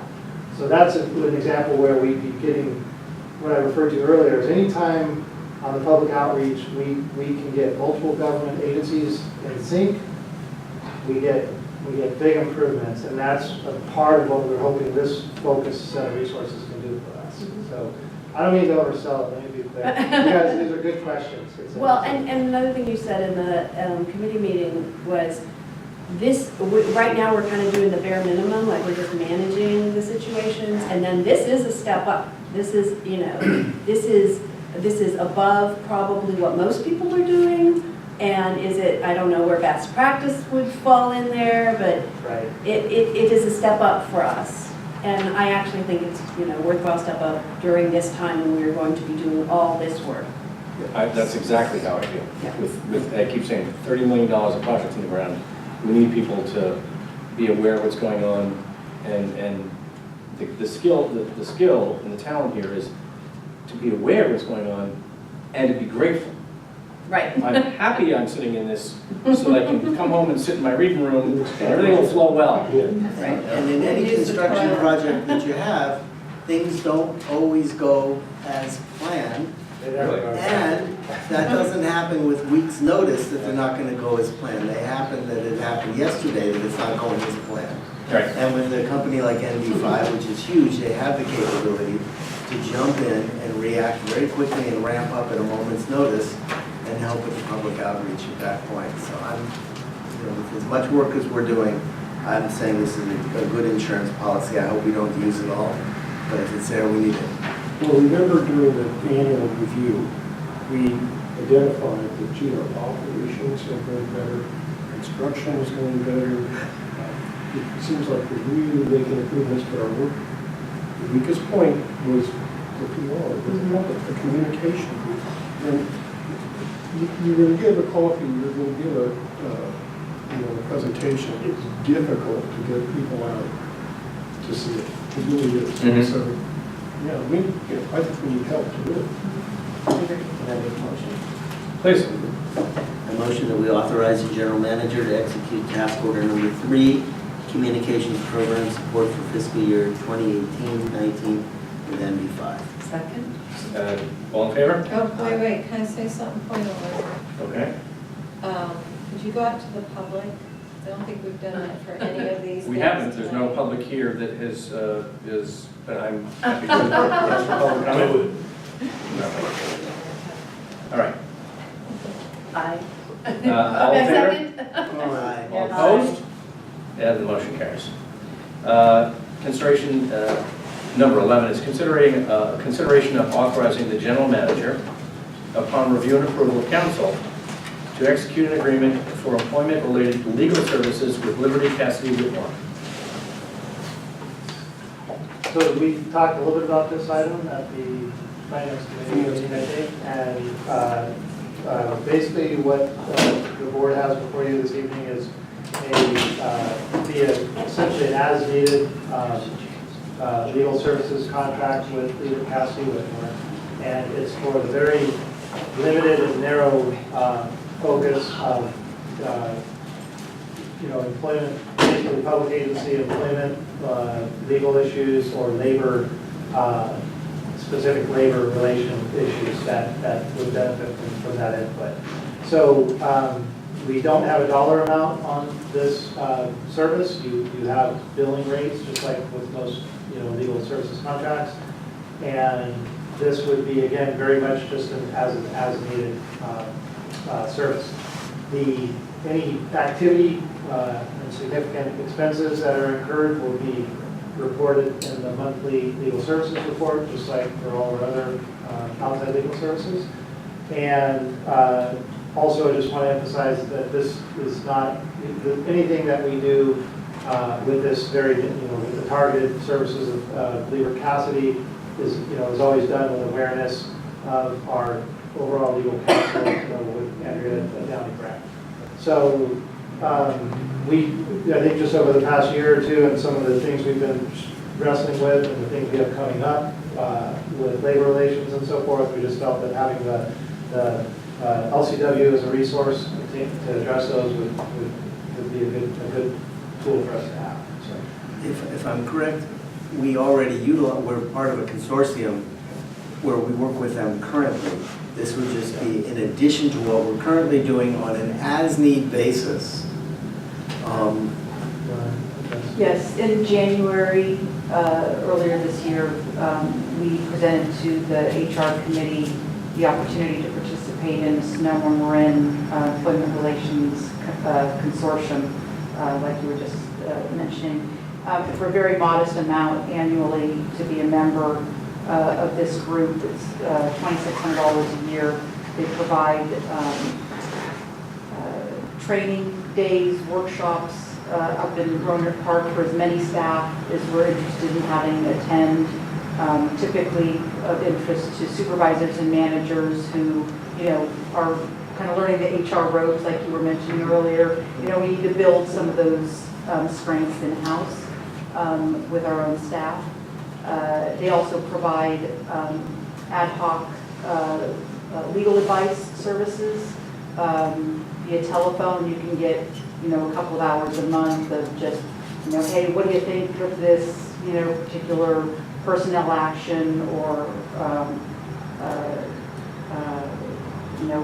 policy that the district has drafted. Can you take a look at that for me? And they'll do that as part of that $2,600 annual fee. They also have a great online legal library where we can get templates for, I was just looking at one, for medical certification forms and that sort of thing. So they're really proven to be a fabulous employment law resource for the district with a lot of breadth of specialty experience in this particular area. Have we needed them in like past years? Have we wished we had them, or? I was on the phone with them today. Well, that's the consortium. This is different, This is right? different. The item we're considering tonight is a Right, different. so that, It is. yeah, that's Okay. important. And we That wanted to- begs the question, why do we need that? Yeah, That's what I'm Yeah. asking. Yeah, that, and most recently, we're doing a response right now to a, what we refer to as a curb charge or a public employee relationship board. And it just arises out of I won't go into details because it's a current individual staff person's disciplinary action. But, the AFSCME filed a filing with the curb. And so we are in the process of providing a response to that. And that's something we've done, it just comes with the business. I mean, we've done a number, at least 2 of these in the past that I'm familiar with. And that's probably the most recent. But in between, to answer your question, Tom, there haven't been any incidents that we needed that level of legal counsel. And we're not looking to create a need or a use we don't have. This is just to put the resource in place, and if a need arises that is targeted on public employee legal issues or a AFSCME labor issue that we feel will benefit from it, then we tap that resource. And if we didn't have this, we would be tapping Downey Brand, Correct. who is not as specialized. So it's not like we're doing this in addition to Downey Brand. Correct. This is on very specific cases having to do with a public places personnel law. Correct. Well, although it does say that they'll coordinate with district legal counsel as necessary. So I'm not thinking we're not going to get a bill from Andrea when Weaver Casterly gets involved, right? Or, I don't know I don't need to speak for Andrew, she's on the phone, but, Oh, she so we would be, yeah, we stress that in the staff report, because I want the board to understand that. We're not bringing in independent paralegal counsel in any stretch, and if anything is of any significant, really significant issues, we're going to at least have awareness and coordination, with our district-wide legal counsel. That's all that's. what, I guess, do you mind that we're just asking questions? No, not at all. What precipitated this? I literally felt like we're finally done with Liebert Casterly and multiple lawyers, and then we're like, okay, this consortium thing, okay, that makes sense, and now Right. what precipitated wanting to set this up? Right. Well, I can answer that. I think in part, my philosophy has been preventative legal advice is better than reactive legal action.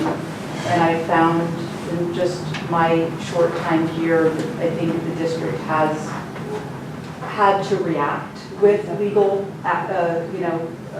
situations. So LCW has just been a really good resource for me to make sure that the course of actions that we're choosing are legally sound before we take them. And that advice cannot be obtained through the consortium situation that we have. The consortium is good for, sort of snippets of advice, but I think when you get into something like the disciplinary action, which we are currently in that mode, with represented staff, and they have some kind of complicated, a little bit outdated personnel policies, and you're aware that we're updating those, and we'll be bringing those not just to AFSCME, but to the board. And you have grievance procedures that again are a little bit outdated, and can be complex. You find yourselves in situations where it's not just a one phone call event. And I presume when you ask the consortium for advice, you don't have attorney-client privilege, is that correct? Is it just sort of their educational?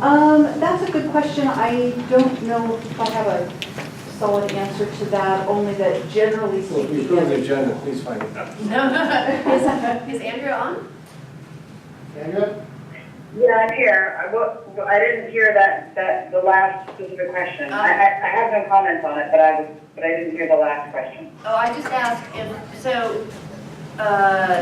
Felicia's saying, the questions she's going to ask Liebert Cassidy if we approve this are more complicated than the questions she could ask the Liebert Cassidy consortium folks. And I said, do you have attorney-client privilege when you call up and ask the consortium a brief question?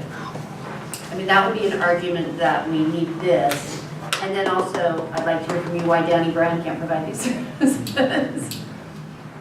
Yeah, I mean, I actually don't know much about the consortium, and if they have, if you have some sort of a written agreement with them whereby any advice is attorney-client privilege, my sense is that the consortium doesn't necessarily give specific advice, but rather it offers training resources to, the same resources to all of its members. That's my guess. Mm-hmm. But I don't know for sure, and maybe one of the members of staff knows better on that.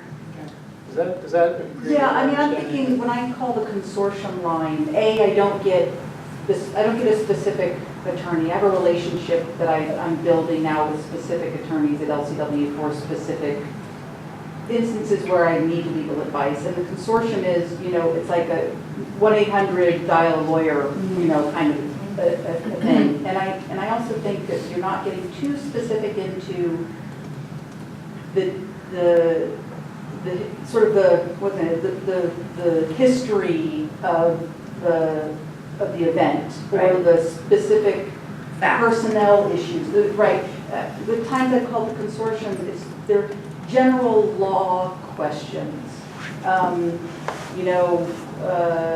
What was the one I'm trying to think of that I called them for? Recent legal cases that may affect our payroll practices, for example. Very sort of specific, but general. Right, not about one questions. person. Not about one case, person, right. it's kind of a case, you're building a case to have some legal Would you standing be on it. using the same attorney under this I contract? am, You yeah, would. yeah. Let The me- same one or Several, two. yep. Yeah. Let me make a point. In my company that I work for, we belong to an organization that does provide an attorney. When I call that attorney, and he's a kind of, if you would, general, companies similar to mine all over the country call him, he's our attorney. And my conversations with him are privileged because he does represent us in an attorney capacity. What I'd ask you to do is simply call him and ask. Yeah, absolutely. Regarding the So we don't consortium know. question, yeah. And We know that this might one. drive the questions you ask in the future. Right. You might say, oh, wait a minute, this one's not privileged, maybe I shouldn't ask this And question. have you ever called and had them say like, oh, I'm sorry, in order to give you that would be legal advice as opposed to sort of advising you the status of the law, and therefore we need this other contract? No, I haven't had that. It's really, like Andrea was saying, the consortium is, the focus of the consortium is education, workshops, training, legal library resources, and they just also happen to have this, advice, telephone advice. So when you line. call them up, you should say, this is a consortium question. This is a, Yeah, and You will. and we do. Yeah, we absolutely do. We bill as much as we can to the consortium hours. see, I think consortium is a terrific idea because, a lot of these things have been thought out. Right. We approved Why that do in you- January. This is the opposite of the consortium. Well, I This is- understand that. yeah, I just want I to know, know about it. Because I didn't hear about the consortium legal thing. Did that come to us? Oh, it was under your, We discussed it just as an informational item. it was under Greg's. HR. service. $2,600 for the year. It's an annual membership that's less than $3,000. Yeah, $2,600. $2,600. And so that was, Sounds like a that bargain. consortium was something that, I believe from your prior background, Felicia had experience working with the consortium and felt that they were a very valuable resource for those kinds of inquiries. Excellent. So we joined the consortium, as the board, you guys have made clear, this is a separate service. This is saying, okay, if we If we have want to hire targeted, on very this specialized legal advice on this HR matter, this labor matter, we're gonna tap LCW to have that. That's all this is doing. And we won't use it if it's not good. And It's Downey- another- It's another tool in our back pocket. Now we can name names. And Downey Brand can't provide that You can service? call, Yeah, I can call specific. Hold on, wait a minute, Andrew, go ahead. Please go ahead. So you guys have met Elizabeth Stallard, who's one of my partners who does employment work, and I spoke with her about this, and we don't do very much her type work. And so the very specific issue for which that brought this up, I think it makes sense to have Labor Cassidy on, available to help with that specific type of work. When it comes to agency policies on employment and a number of other areas, Liz is available and has been available and has done some work here and there for the district. So I guess my feeling about it is that if it's a more general employment question, remember when there was a lawsuit or two, Liz came down and started handling that until that was turned over to outside counsel. But on this very specific PRV type issue, I think it makes sense to have them on call. I guess that's where I see the division, and we'll just have to see how it moves forward. Okay. And then another thing, Greg, you said labor, so labor is contract, is the labor negotiations, like I think Patrick. So would Right. Labor Cassidy work with Patrick on our labor No, negotiations? so let me clarify that, Mary. What I meant by the emphasis on labor was that if it's an issue that we feel is sensitive in the sense that it ties in with AFSCME in terms of contract labor issues. So that's what I was emphasizing. We're not talking about, the negotiations, so Patrick process. would use the attorneys that he used before probably. Well, that's actually right. At the moment, I would say that's sort of to be determined. We haven't, we thought, and sorry to digress just for a second, we had looked at bringing back Tim Davis, who's a different law firm. But Tim's law firm has a very, they also have a highly specialized focus in terms of legal strategy and backup, support for labor negotiations. So if you really want to work with a team, you sometimes bring that person to the table. At this point, we haven't done that. We certainly, can if we find ourselves in that situation. But I think if we had some significant questions that we were really wrestling with that arose from the upcoming discussions with AFSCME, we would want to just pick the best resource we can identify. And right now, we'd probably start and say, okay, here's the issue we're trying to frame. We probably start with an LCW attorney to get counsel on that. And then if that's not the right solution, I guess we would go from there. But Tom, you're right. In the past, we did have a very focused resource that was just for labor negotiations, and that was Tim Davis. So you can see that this is somewhat situational in terms of what resource we think is best to try to bring in. And that's a judgment call that we want to make on a very thoughtful basis and be discussing it, with other parties as needed, and not, keeping the board up to date as well. So this is a resource we'll have available if we go that route. And any utilization of it is something that the board would know about basically month to month in the legal reports. And their hourly fees are actually a little bit less Then, Downey Brand.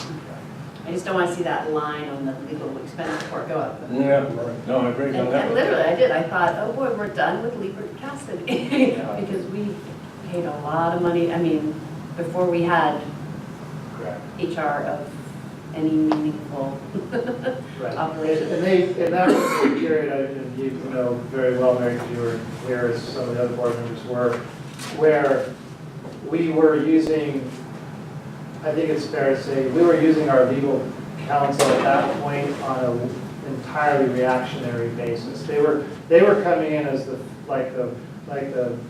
fire department after the building was on fire.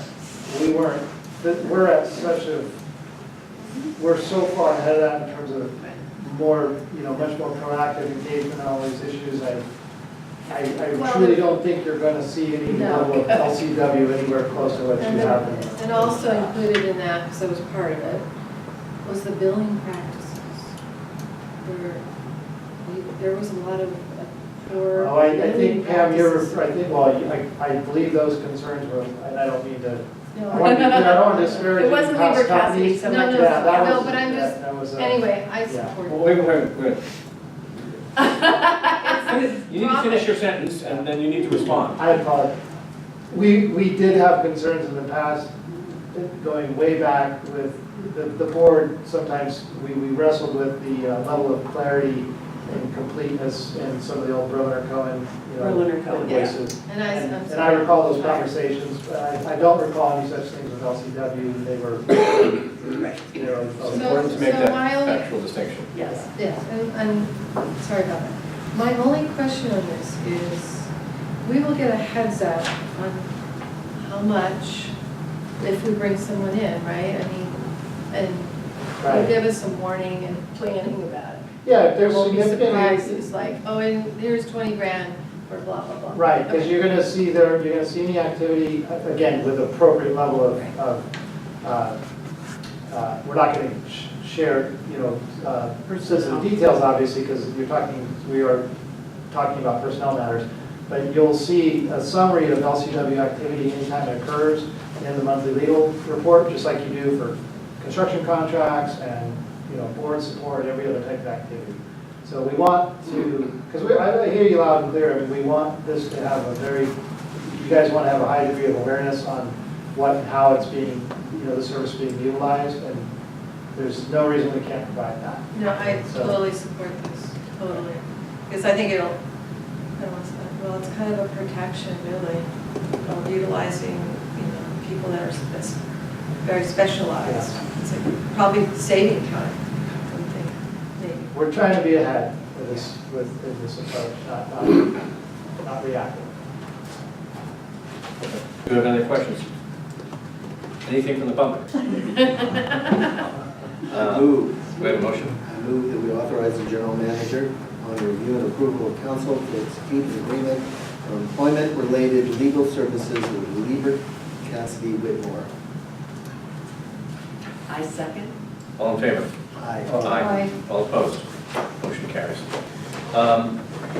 Okay, we're going to go to agenda item number 12, consideration of authorizing the general manager to execute task order number 4 under the master services agreement with CTS Incorporated for development of standard operating procedures and competency-based training for inspections and SSO response tasks in the amount of $131,850. Can I have a stamp for it? Certainly, so this is, the work under this new task order would represent basically the third and final phase of the effort, well, fourth, to put all of the content and the support systems in place, so to speak, for the competency-based training and certification. And just as for quick background, this has been about a year and a half long process already.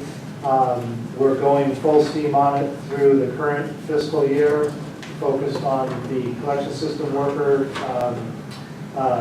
task areas. And this is closing the remaining gap, just covering all things inspection, service and tasks related, and then a comprehensive update and overhaul of our SSO response standards, which we have. It's not that we have regulatory standards we follow for sanitary sewer overflow responses, but we actually do not have a way to say, okay, I've got collection system worker A and collection system worker B, and if I wanted to know that they have a uniform level of competency and knowledge and skills to go out and handle a an SSO event. Right now, we don't actually have that. So this puts in place the same training system, certification procedures, knowledge base, that's accessible by the employees to say in the future, you then go through a certification and sign off for your ability to serve appropriately in an SSO response situation. So this work would go on in the new fiscal year. This is another one of the outside service contracts that are setting us up for the new fiscal year. And the work would, at this point, because we still have the CSW collection system worker rollout occurring, this is work that's going to take us well into the new fiscal year before it's all wrapped up.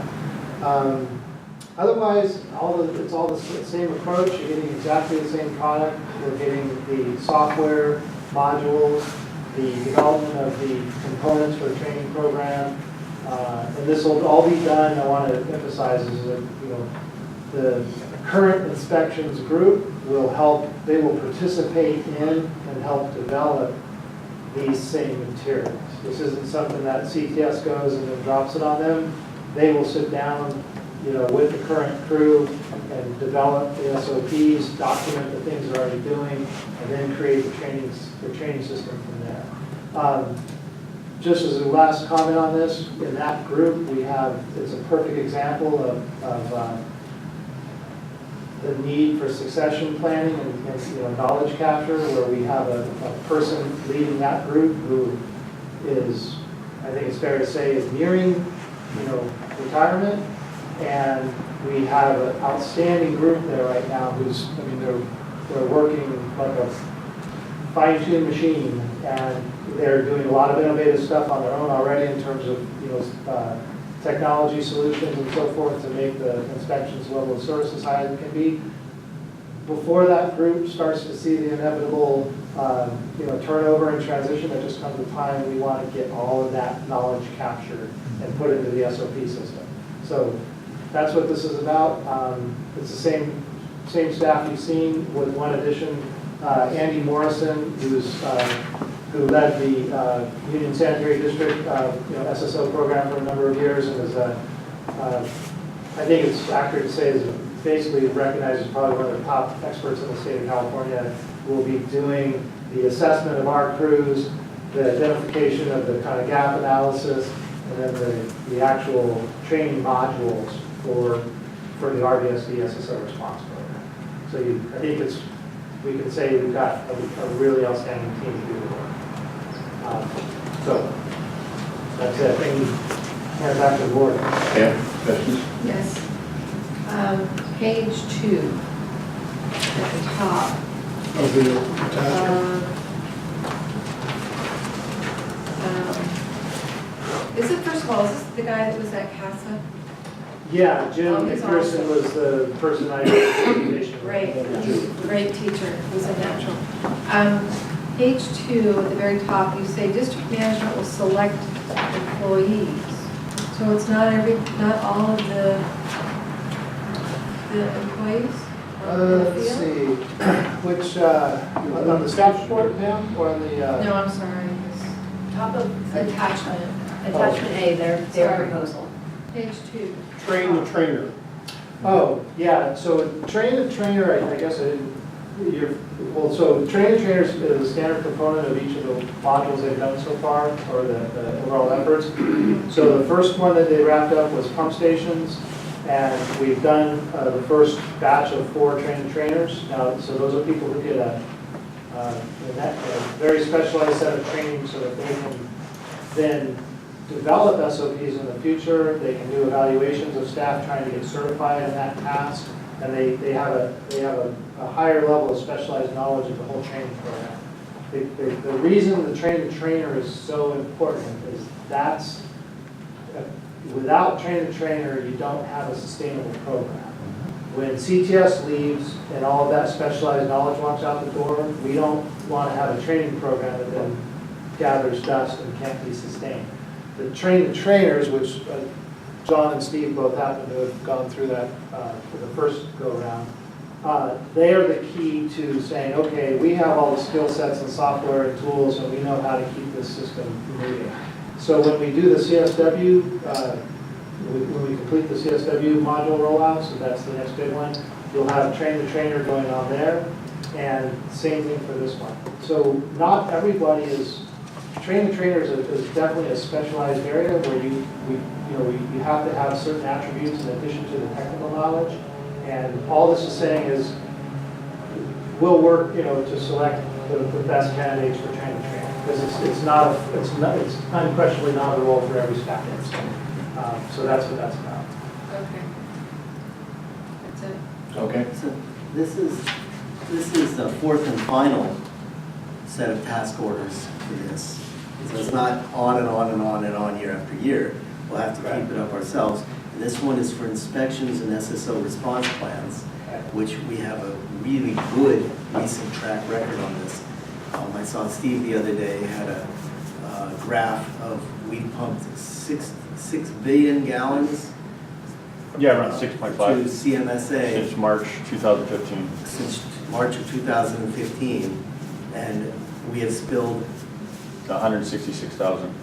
So, if you figure it out, we've got a very, very, very good track record, and it's because we have such expertise. Yeah, well, you're good at that.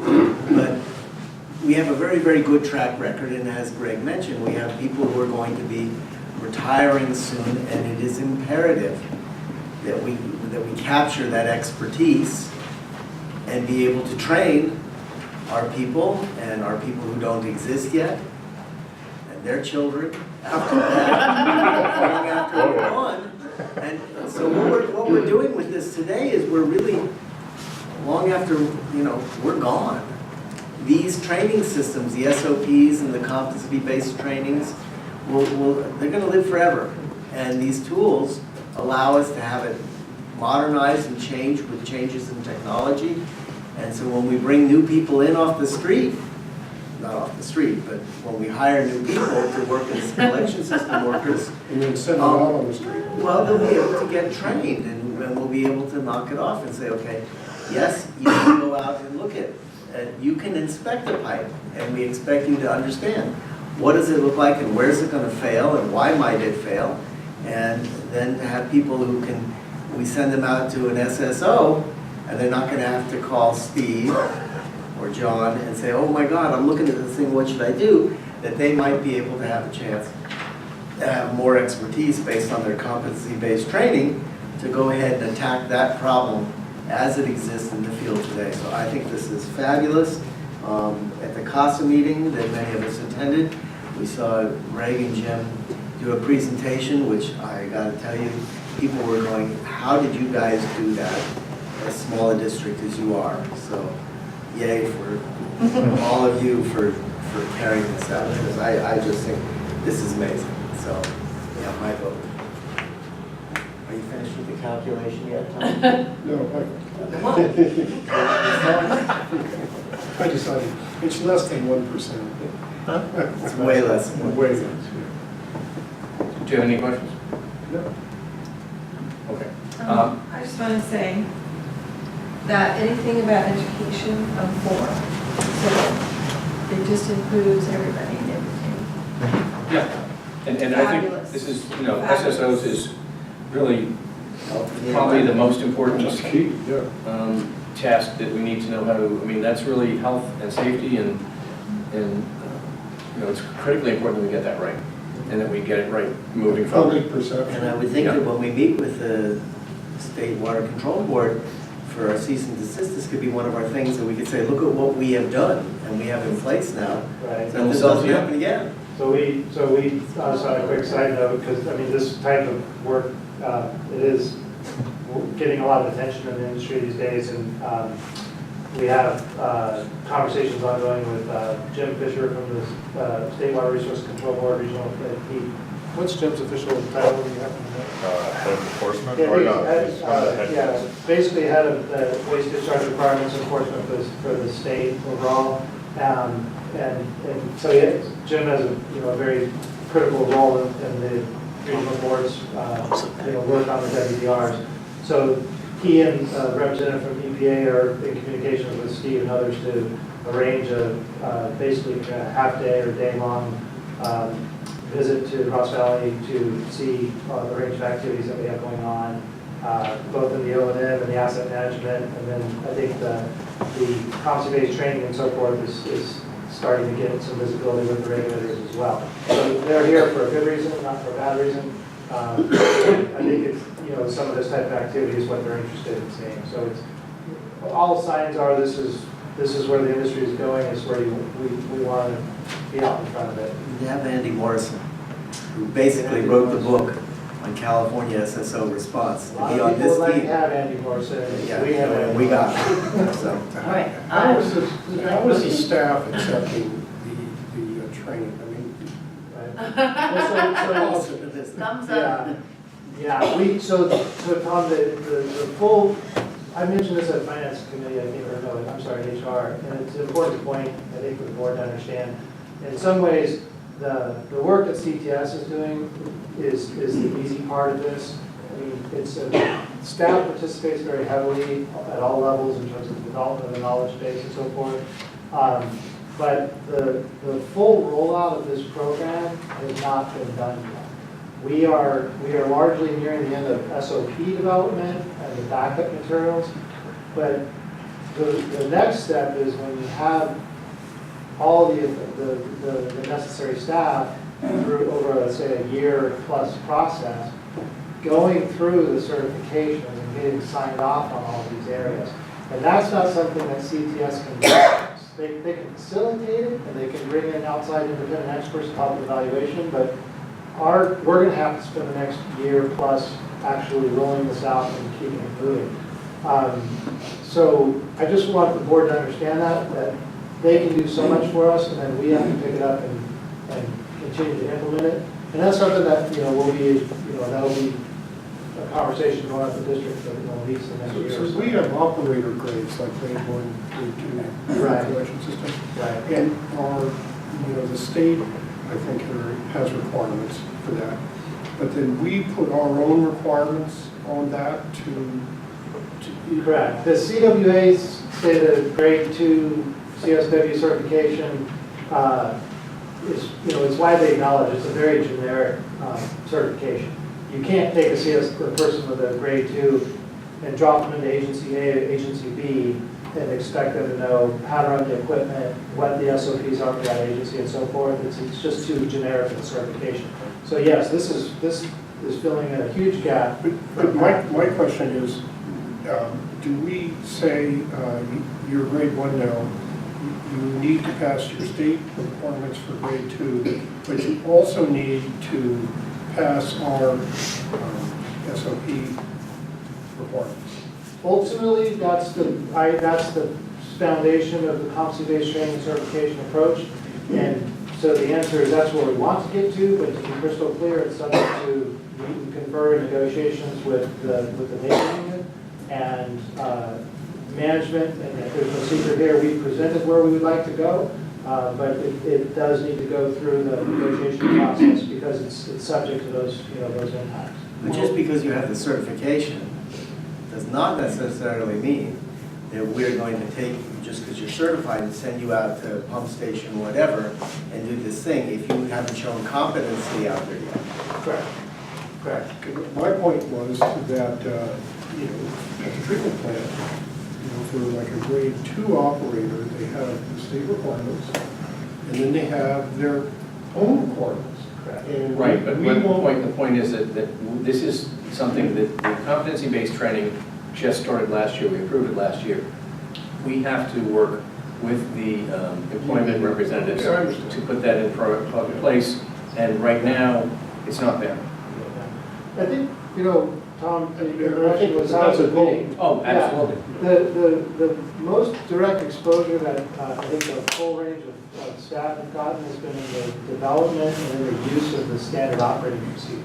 And remember, there's other components to the training program, but the standard operating procedures a lot of them have been developed, and they are getting, my understanding is they're getting wider and wider use, which is very promising. The feedback I'm getting is that people find the SOPs very helpful because it's it's just like you being asked to operate a complex piece of machinery without sufficient, training and skills. You don't feel good, the person asking you to do it doesn't have confidence.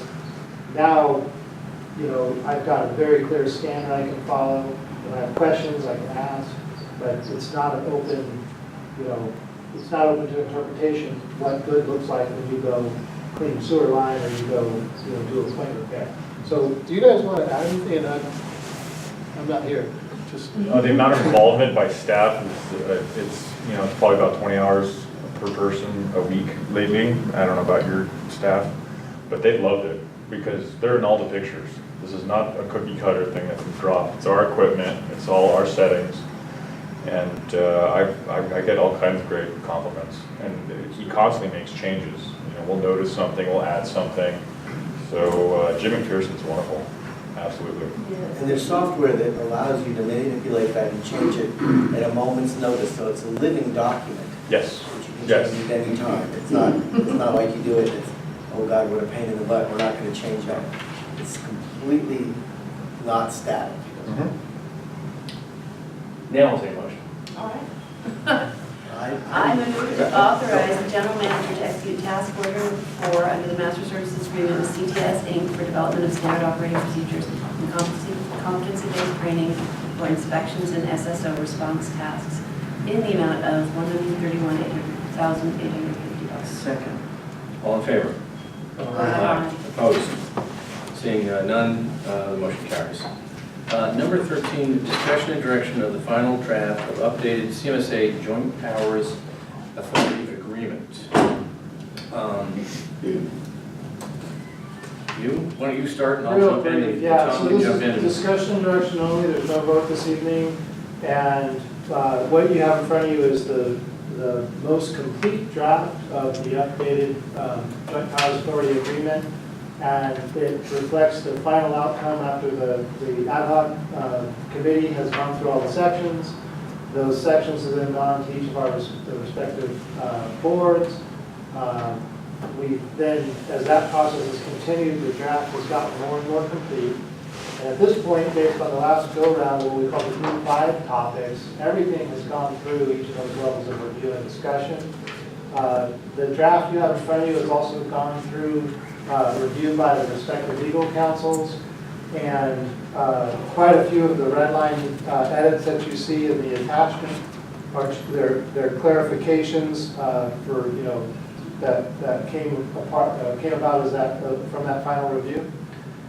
And really, since the last time the board saw the draft, the primary updates are noted in the staff report. There was some clarifying language to the identification and insurance terms. And the one area of substantive discussion that is still on the table is getting concurrence on the withdrawal section terminology. And so I think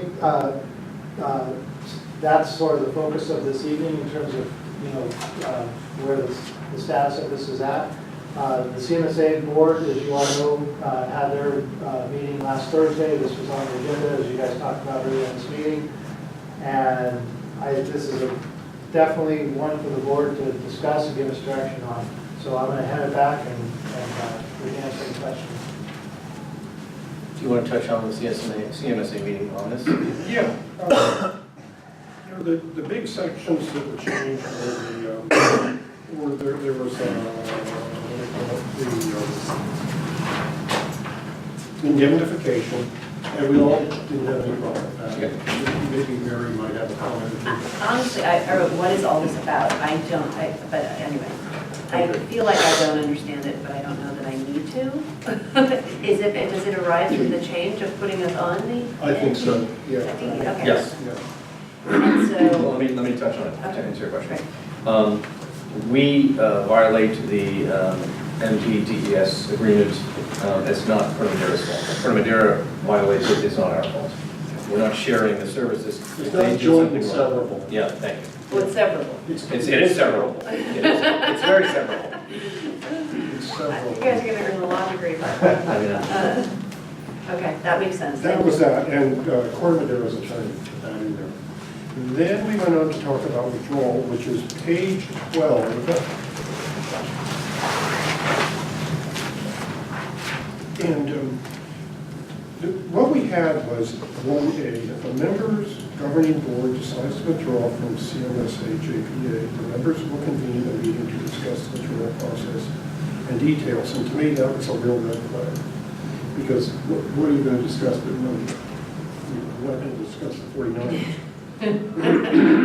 And that's, I don't want to open it up to say, gee, we think some attorney's going to say, gee, I think you owe us something.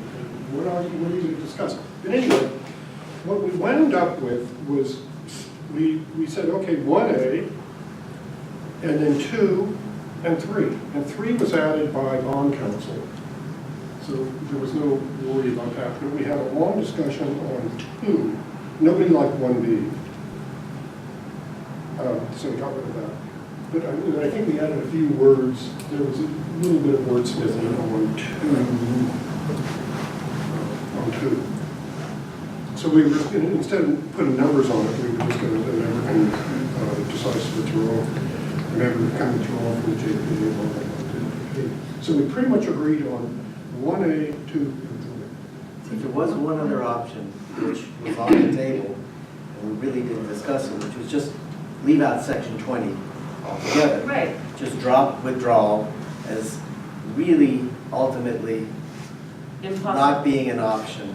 And everybody always brings up American Canyon withdrew from Napa Sand. Everybody brings that up, and they did. They did. But American Canyon had 85 bazillion acres to the east of them that they're developing all their own, massive residential areas. And it may possibly have made some sense for them to say, look, we're going to build our own treatment plant out here because we can't ship everything from our bazillions of acres that's undeveloped right now, just pastures, back over to Napa to take care of it. So, Okay, but we want 29% of the value of the plant. We want you to pay for us 29% of the value. But I think Michael's point is a good one, that nobody's going to withdraw from What this. about Larkspur? Well, They can easily withdraw. yes, but Tom, that's what we were I'm sorry, talking about. well, I'm sorry, Larkspur has a seat at the table, but they're not, They're in the JPA. They are a member of the JPA. And so if so, Do they have they a could separate act treatment on, plan? if they could act Yeah. on the idea of, look, we're sort of all sitting in the same pool now and we're behaving with each other and we trust each other and we really are taking care of Larkspur in a very good way. And, that maybe if they withdrew from the JPA now, say, okay, we don't want this seat anymore, then really 20 becomes a non-issue. Okay, I agree. hold on, let's put that aside for a second, we'll bring it back. Okay. 20, I think the other agencies talked about it as well. We're going to go into, let's talk about LAFCO. So LAFCO sent us all requests, or sent us a report suggesting that very thing, that Larkspur give up their seat, which has been on there So let's 16 talk years. about withdrawal, then we'll go back to government. No, let me jump ahead here for a second. The reason I say that is because you have here the responses from LAFCO, from the area, from the districts to LAFCO. Yes. I'll note that Larkspur did not respond. They're not a wastewater agency. Right? Yeah. So they did not get a request. Here's the one from the San Rafael Sanitary District. CMSA and its JPA member agencies are currently reviewing the joint powers agreement which includes the CMSA governing board structure. The City of Larkspur presence will be addressed through this review process, the JPA. I'm going to read, this is the... CMSA, don't be that. Okay, that's CMSA itself. This is Sand District Number 2, Corte Madera. CMSA, a revision of the Joint Powers Authority Agreement should address this. That's what Corte Madera said. What we said is, we agree. We agree they should be out. So, what happened in the JPA... Not out, just not. Addressed. Okay. You were suggesting that Larkspur could withdraw, meaning build their own sewer treatment plant? No, withdraw from the board. Well, Oh, I what see. was withdrawing from the JPA? Yeah. What if they want? We're Oh, I am- annexed by them currently. We are what? They're part of our district, They're just part of like our district. Fairfax. Just like Fairfax. Yeah. except they have a seat on the board. Right. So I don't think it's the same thing, but the point, that's why I wanted to get ahead of this. Each of the agencies either said we agree, Larkspur didn't answer at all because they weren't addressed because they're not. No, they weren't. That's what I said, they weren't addressed. Yeah, last one didn't talk to them. That's right, because they're not a sanitary district. The other sanitary districts, San Rafael and Corte Madera, said it should be addressed in the JPA subcommittee. So what I'm saying is, and I said this to Greg today, the JPA subcommittee is not done. I've been working very hard to get them to address this. I said, you know, this board suggested we address that issue and we talked to Larkspur, which I did. I had a half-an-hour conversation with Dan Schwartz, where he agreed with all of our comments and said, at the very end of it, he said, I said, great, so when's it coming in front of Larkspur? He said, oh, I would have no reason to put it on the agenda. Hold on. I then had a half-an-hour conversation with Dan Hilmer, which went pretty much the same. So since we now, it's very strange, they had this great conversation at the end and said, why don't we put it on the agenda? The other two agencies, in writing to LAFCO, said it should be on the JPA subcommittee agenda. And so I will call up Jason Dow and say, great, so we need the last meeting. Because we need the last meeting. Because they said, San Rafael said it should be addressed on the JPA subcommittee.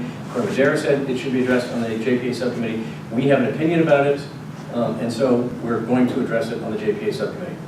And we can't finish this, and that's one of the things I'm going to ask this board to agree with me tonight. We can agree on these changes, but we can't agree that the JPA subcommittee has completed its job until it completes its job.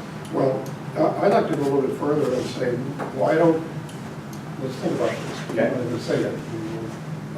Think about it. That we think they should not be on the job. I think we already said that. Didn't we say that in our response? Well, we did. Yeah. But as a board, I'd like to instruct our Yeah. negotiator to say, we don't think they should be on the board any more than Fairfax. Right, or San Anselmo, or Ross, or Sleepy Hollow. And one of the things that Dan Hilmer said to me was, I need to see what the board would look like, which is a fair enough, you know, I'm getting. And to me, what it would look like is one less member. There'd be 5 seats, which would be an even number. Come to a meeting. And by the way, with all due respect, this district pays 50% of their bills and currently has 33% of the votes.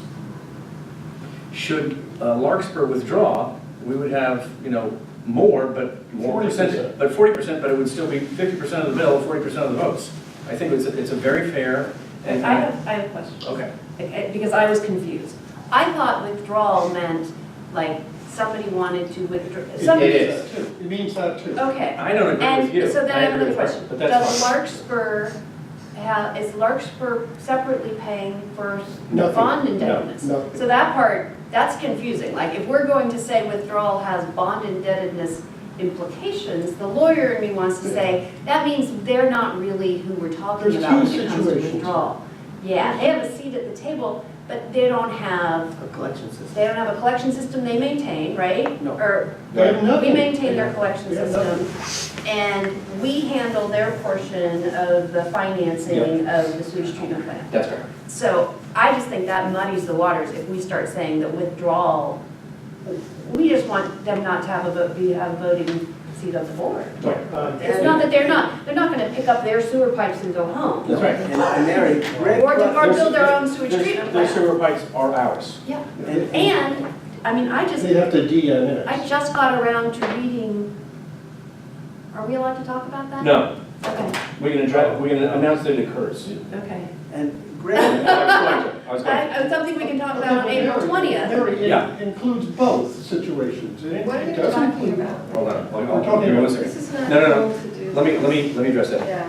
We've been notified, and specifically I, as board president, have been notified that we Greg sent have, all of us. no, I can announce it.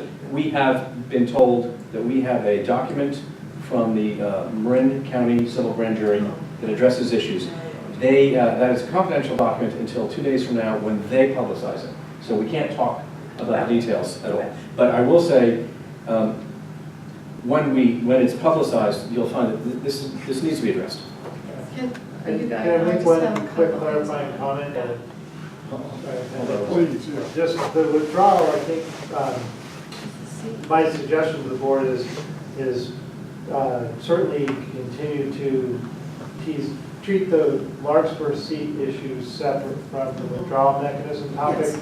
Because I think practically speaking, the withdrawal mechanism, as it's presented here, is meant to address what I'd call a more fully participatory member, Mary, that has facilities and so forth. And that's why Tom made the point about, do you get, financial issues. Larkspur is an outlier. It's a seat with no responsibility and no substance behind it in terms of infrastructure or financials or regulatory or anything else. So I just suggest as a help, these are really two separate things. Clearly, if the group and if the members go forward with a Larkspur withdrawal, that has its own very straightforward mechanism under the current JPA.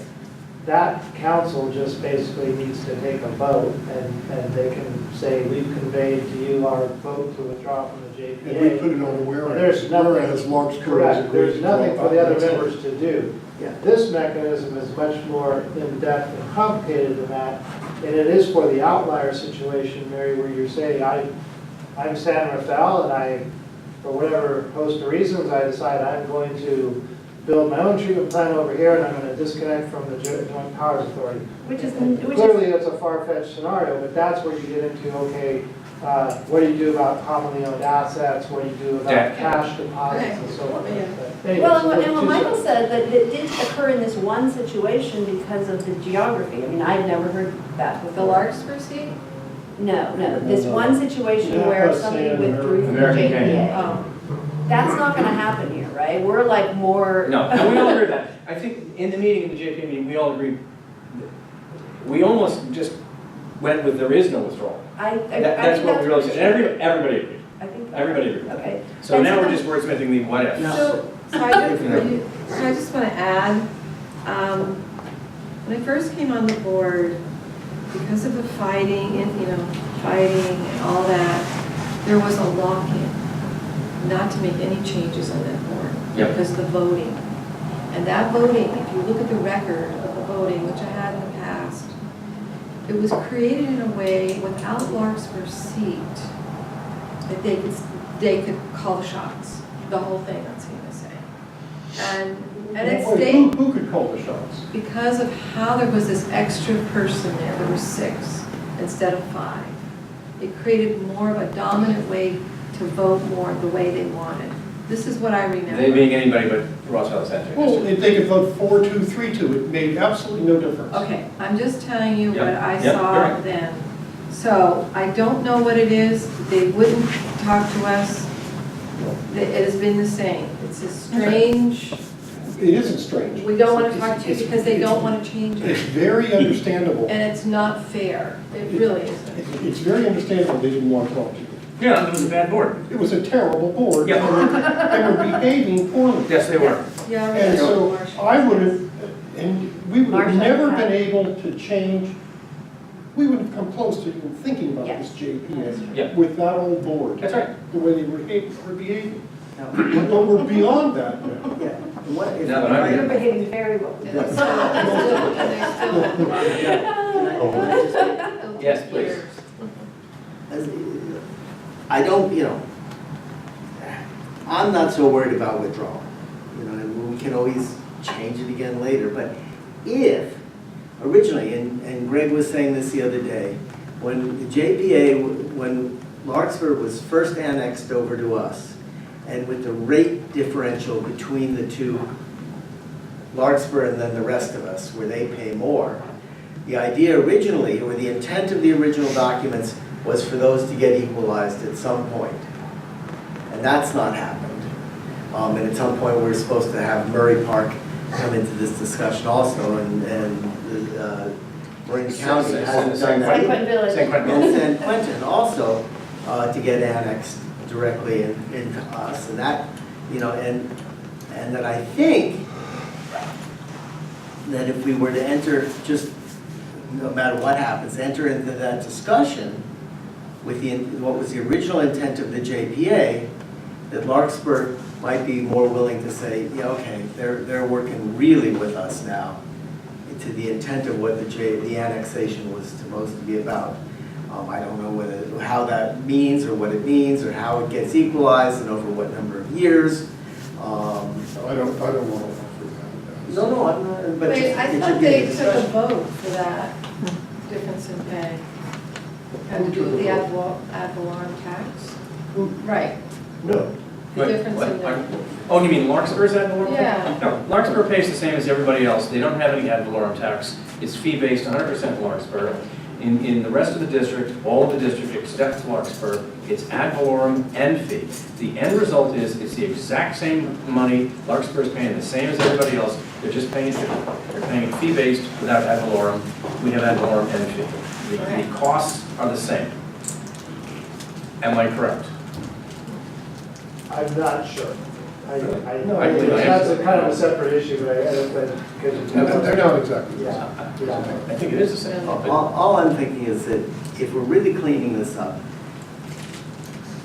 Larkspur wouldn't show up in this document. It would be the document that would be there for them. And I would vote to eliminate withdrawal. And I would vote for eliminate all. Just, it's not possible. And You know what? I'll bring that to the board. I'd like Andrea to weigh in on the But hang on, aspect. before we do that, just a point of order. What's illegal? Just a point of order, Greg. Can you please confirm the total cost to Larkspur residents of the fee-based and the total cost of the rest of the Rouse Valley Sanitary District on our ad valorem plus fees? Yeah. It might be up by a few dollars. It's right there. It's the same. We can bring it back. It's the same. Okay. So. Just get me that. You want to keep it that way. I'm with you that there's no withdrawal. I will be happy to bring that back to the board and say, look, there's no withdrawal. And everybody said that. It was like, why don't we just say, The point is, that when they annex, talk about it. oh, wait, we're talking Larkspur or the rest of the real when ones? Larkspur annexes. Okay, Larkspur's, now get back to Larkspur. I thought we were talking about the rest of the. Talk louder. Oh, I think we're talking about the real when organization. Larkspur annexed to Ross Valley, I happen to know because I worked on it. The big difference was that Larkspur sewers hadn't been maintained as well as Ross Valley. That was the big thought. And maybe it's true, I don't know. But a city has a lot of things going on. You know, sewers really take a back door. Well, yeah. They're buried and they're out of, you don't know what's going on, and, you know, they take a back door. So when Prop 13 passed, all of the cities that ran wastewater facilities took the property taxes that were paying for sewer and put them into the general fund, and then made sewer become self-supporting. Yeah. And so that's exactly what happened. Now, we were a special district, and our property taxes got, I think, knocked down by either 40% or 60%. It was one of the other returns. I guess 60% knocked down. So we lost 60% of our budget, and we had to go to sewer service charges as well. We didn't have any sewer service charges. Okay. So that's what happened. But so then the thought was that as Lost Valley fixed Larkspur sewers, the reason for the differential would decrease. But we have a surcharge, so to speak, because their sewers needed more flow. All right. All right, Mike, you were. So my feeling is, I would, if, as you said, the committee all thought that not having a withdrawal, because it's really not possible, just take it out. And 20 years from now, if somebody has a better idea, just put it back in. But it's not possible. I don't, as a board member, I'm saying here honestly, I don't see a mechanism for how somebody could build their own treatment system in one of our 3 districts and say the heck with you. But it's no problem having it in there. Well, if there's no monetary. Is it standard? I mean, are there other JPAs that have? That's what I asked. Yeah, some JPAs do. You know, you can withdraw from the Central Marin police officers, police JPA. You say, man, we want to go to these guys home. And you know. Wastewater is pretty difficult because usually you built some Yep. giant Which- facility that, you know, so. 100 Larkspur Landing, we're going to open it up again. I want a couple of things I wanted to get Watch the Andrea's paint take stuff, on that's all. this. But I also wanted to say, without this, No, this has been, without the withdrawal of section 20, Yep. Yeah. that it opens the door, because that has been an issue, that that board could not all vote to, you know, there just wasn't that energy there to agree on anything. So without that, it just takes it out. So I don't know legally if it'd be a problem, Andrea, do you think so? Or have you done something like that? Well, Seen that? So I'm not hearing everything perfectly, but my perspective on withdrawal is I wouldn't omit a withdrawal provision entirely. Okay. Because if you don't address it at all, Yeah, you're- then you're inviting Right. a fight among the parties later about whether they can or cannot do it. Our legal advisor says we want to have it thrown. Okay. Okay. Good, thank Okay. you. Okay, And then I- we're going with 1A and 2 and 3. Okay. Yeah, I would be. And that's what CMSA agreed to. I think there was some wordsmithing on 2. Okay. Do you remember that? There was some little bit of change, but in Your essence, part No, that you you put that in added there. About the financial. No, you, Tom, you put that Yeah, in. you put that in, number 2. No wordsmithing. As Tom wrote it. It's biblical at this point. no, I thought. Yeah, no, that's the one about the financial. Nobody should Also, be- want to comment on the Those identification. were your comments. Oh, yeah, thank you. Yeah, that's what I'm saying. Uh, Book of Tom. We, I don't know what you're talking we, about. Andrea was going to make a quick comment on the indemnification section also, which has some of those changes. Oh, yeah, indemnification? Okay. Go ahead, Andrea. That was- So this was in the comments that I sent to you, Greg, and Doug. Yeah. First of all, I'm a little concerned about the breadth of the indemnifications and the lack of specificity as to exactly what they cover. Where are you? On page 10 of 15. Section 17. 17. So I want to make sure that all the parties agree as to what they're trying to accomplish, because, and maybe this is a comment directed at the lawyer on the board, Mary, but if you see earlier in the agreement section 5F, as in Frank, it's very clear that it says no debts or liability or obligations of CMSA will constitute debts or liabilities or obligations to any member. Right. But the indemnification provisions essentially, could be viewed as contradictory to that. Because the member indemnification says the members will indemnify, defend, and hold CMSA harmless from any liability arising out of members' actions. Part of what the indemnifications do is that the parties are indemnifying each other for things that they do, in addition to third-party actions. And I just wonder if that's really what the parties want to do, or in the alternative, if they just want to indemnify each other when somebody else sues for something somebody has done. And it may not seem like a meaningful distinction, but I think it really is. So, for example, this district has already gone through a lawsuit with CMSA. And if you have indemnification provisions, you layer onto that lawsuit, well, you're supposed to indemnify me for things that you do.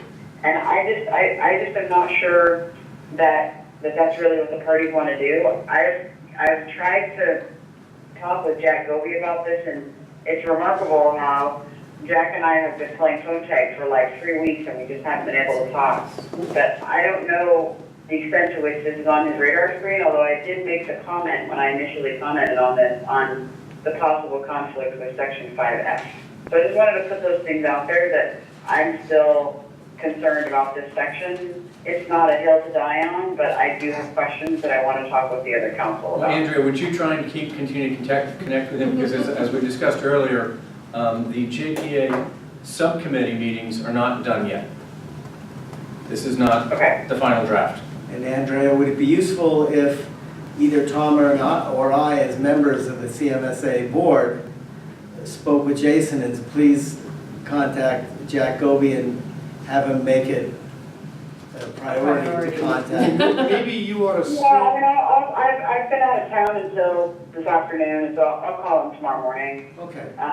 We literally missed each other by minutes, and then we're just tied up in meetings and such. So I don't think it's a long conversation between us. I just want to make sure that the parties talk about what exactly their intent is with the indemnity provisions, and that we hash through it, because now's the time to do that. You don't want to be No, that's it. That's a year or 5 or 10 years from now saying, oh, that's not really what we wanted. I think that's great.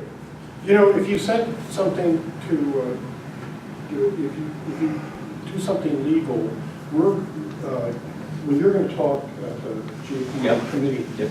But this does come to the CMSA board. Yes, it does. So we'd like the board members to know That's right. what's going on. Okay. All right, so have we moved off that Yes. discussion? So just to be clear, the follow-up is there will be a request to have a follow-up meeting of the ad hoc committee. We've got this board's consensus on the withdrawal terminology, I believe. And we have open discussion still to be had on the issue that Andrea just outlined in terms of section 5 and 17, and then the Larkspur seat question, which is, as you pointed out earlier, Doug, is on the table as a result of their comments to LAFCO. Yeah. Okay, so that sounds about right? Yeah, and you know, if nothing else, I can talk to Dan Hilmer and say, you know, you never answered LAFCO because you're never specifically directed, but, you know, we're waiting for your response. We weren't even contacted. No, they were not. Those are not on wastewater. Yeah, that's right.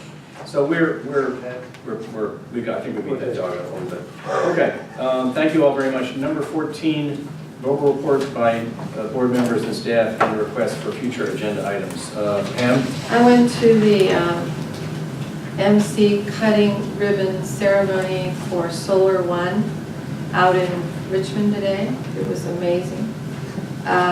There's 36,000 panels out there, and this is all part of MCE. And so it was really an amazing, interesting, it was just a cutting ribbon thing, but it was really fun. Okay. And then I want to put on the agenda for the Sacramento CASA event. I think it's the 3rd week in May. So She wants to attend. I'm interested Okay. for 2 days. And a lot of it's on legislator. Is that, when is that I again? think it's the 3rd week. I think the. Hold on, no, I have your email. Hold on one second if I can. Did we get a CASA, didn't we get a CASA notification? This is not the annual conference, I'm not sure. No, but it's, Is it Yeah, I got it. legislative outreach? Legislation. Legislative meetings. is that attorneys that attend that? No, it's a pretty wide range. If it is legislative outreach days, it's what it sounds like. There's a coordinated opportunity for the CASA reps to meet with your local, your state and Would you like me to read it? state assembly and senate. It's May 22nd to 23rd. More than 40 CASA and water reuse CA members joined our public joint forum last week. Participants heard from Assembly Member Ann Calvero about water conservation. So as a partner of the 218 special districts and legislative days, we encourage you to join the dynamic 2-day conference at the Sacramento Governing Convention Center, May 22nd and 23rd. Special districts legislative days provide attendees with the opportunity to hear from and interact with statewide policymakers and legislators.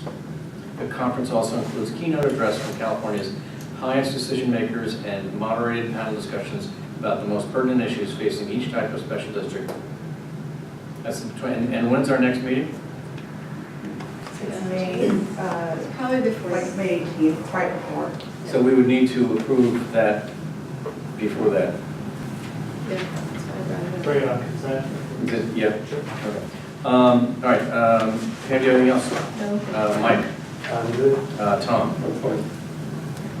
Mary. I'd love to hear what's going on with Larkspur Landing properties.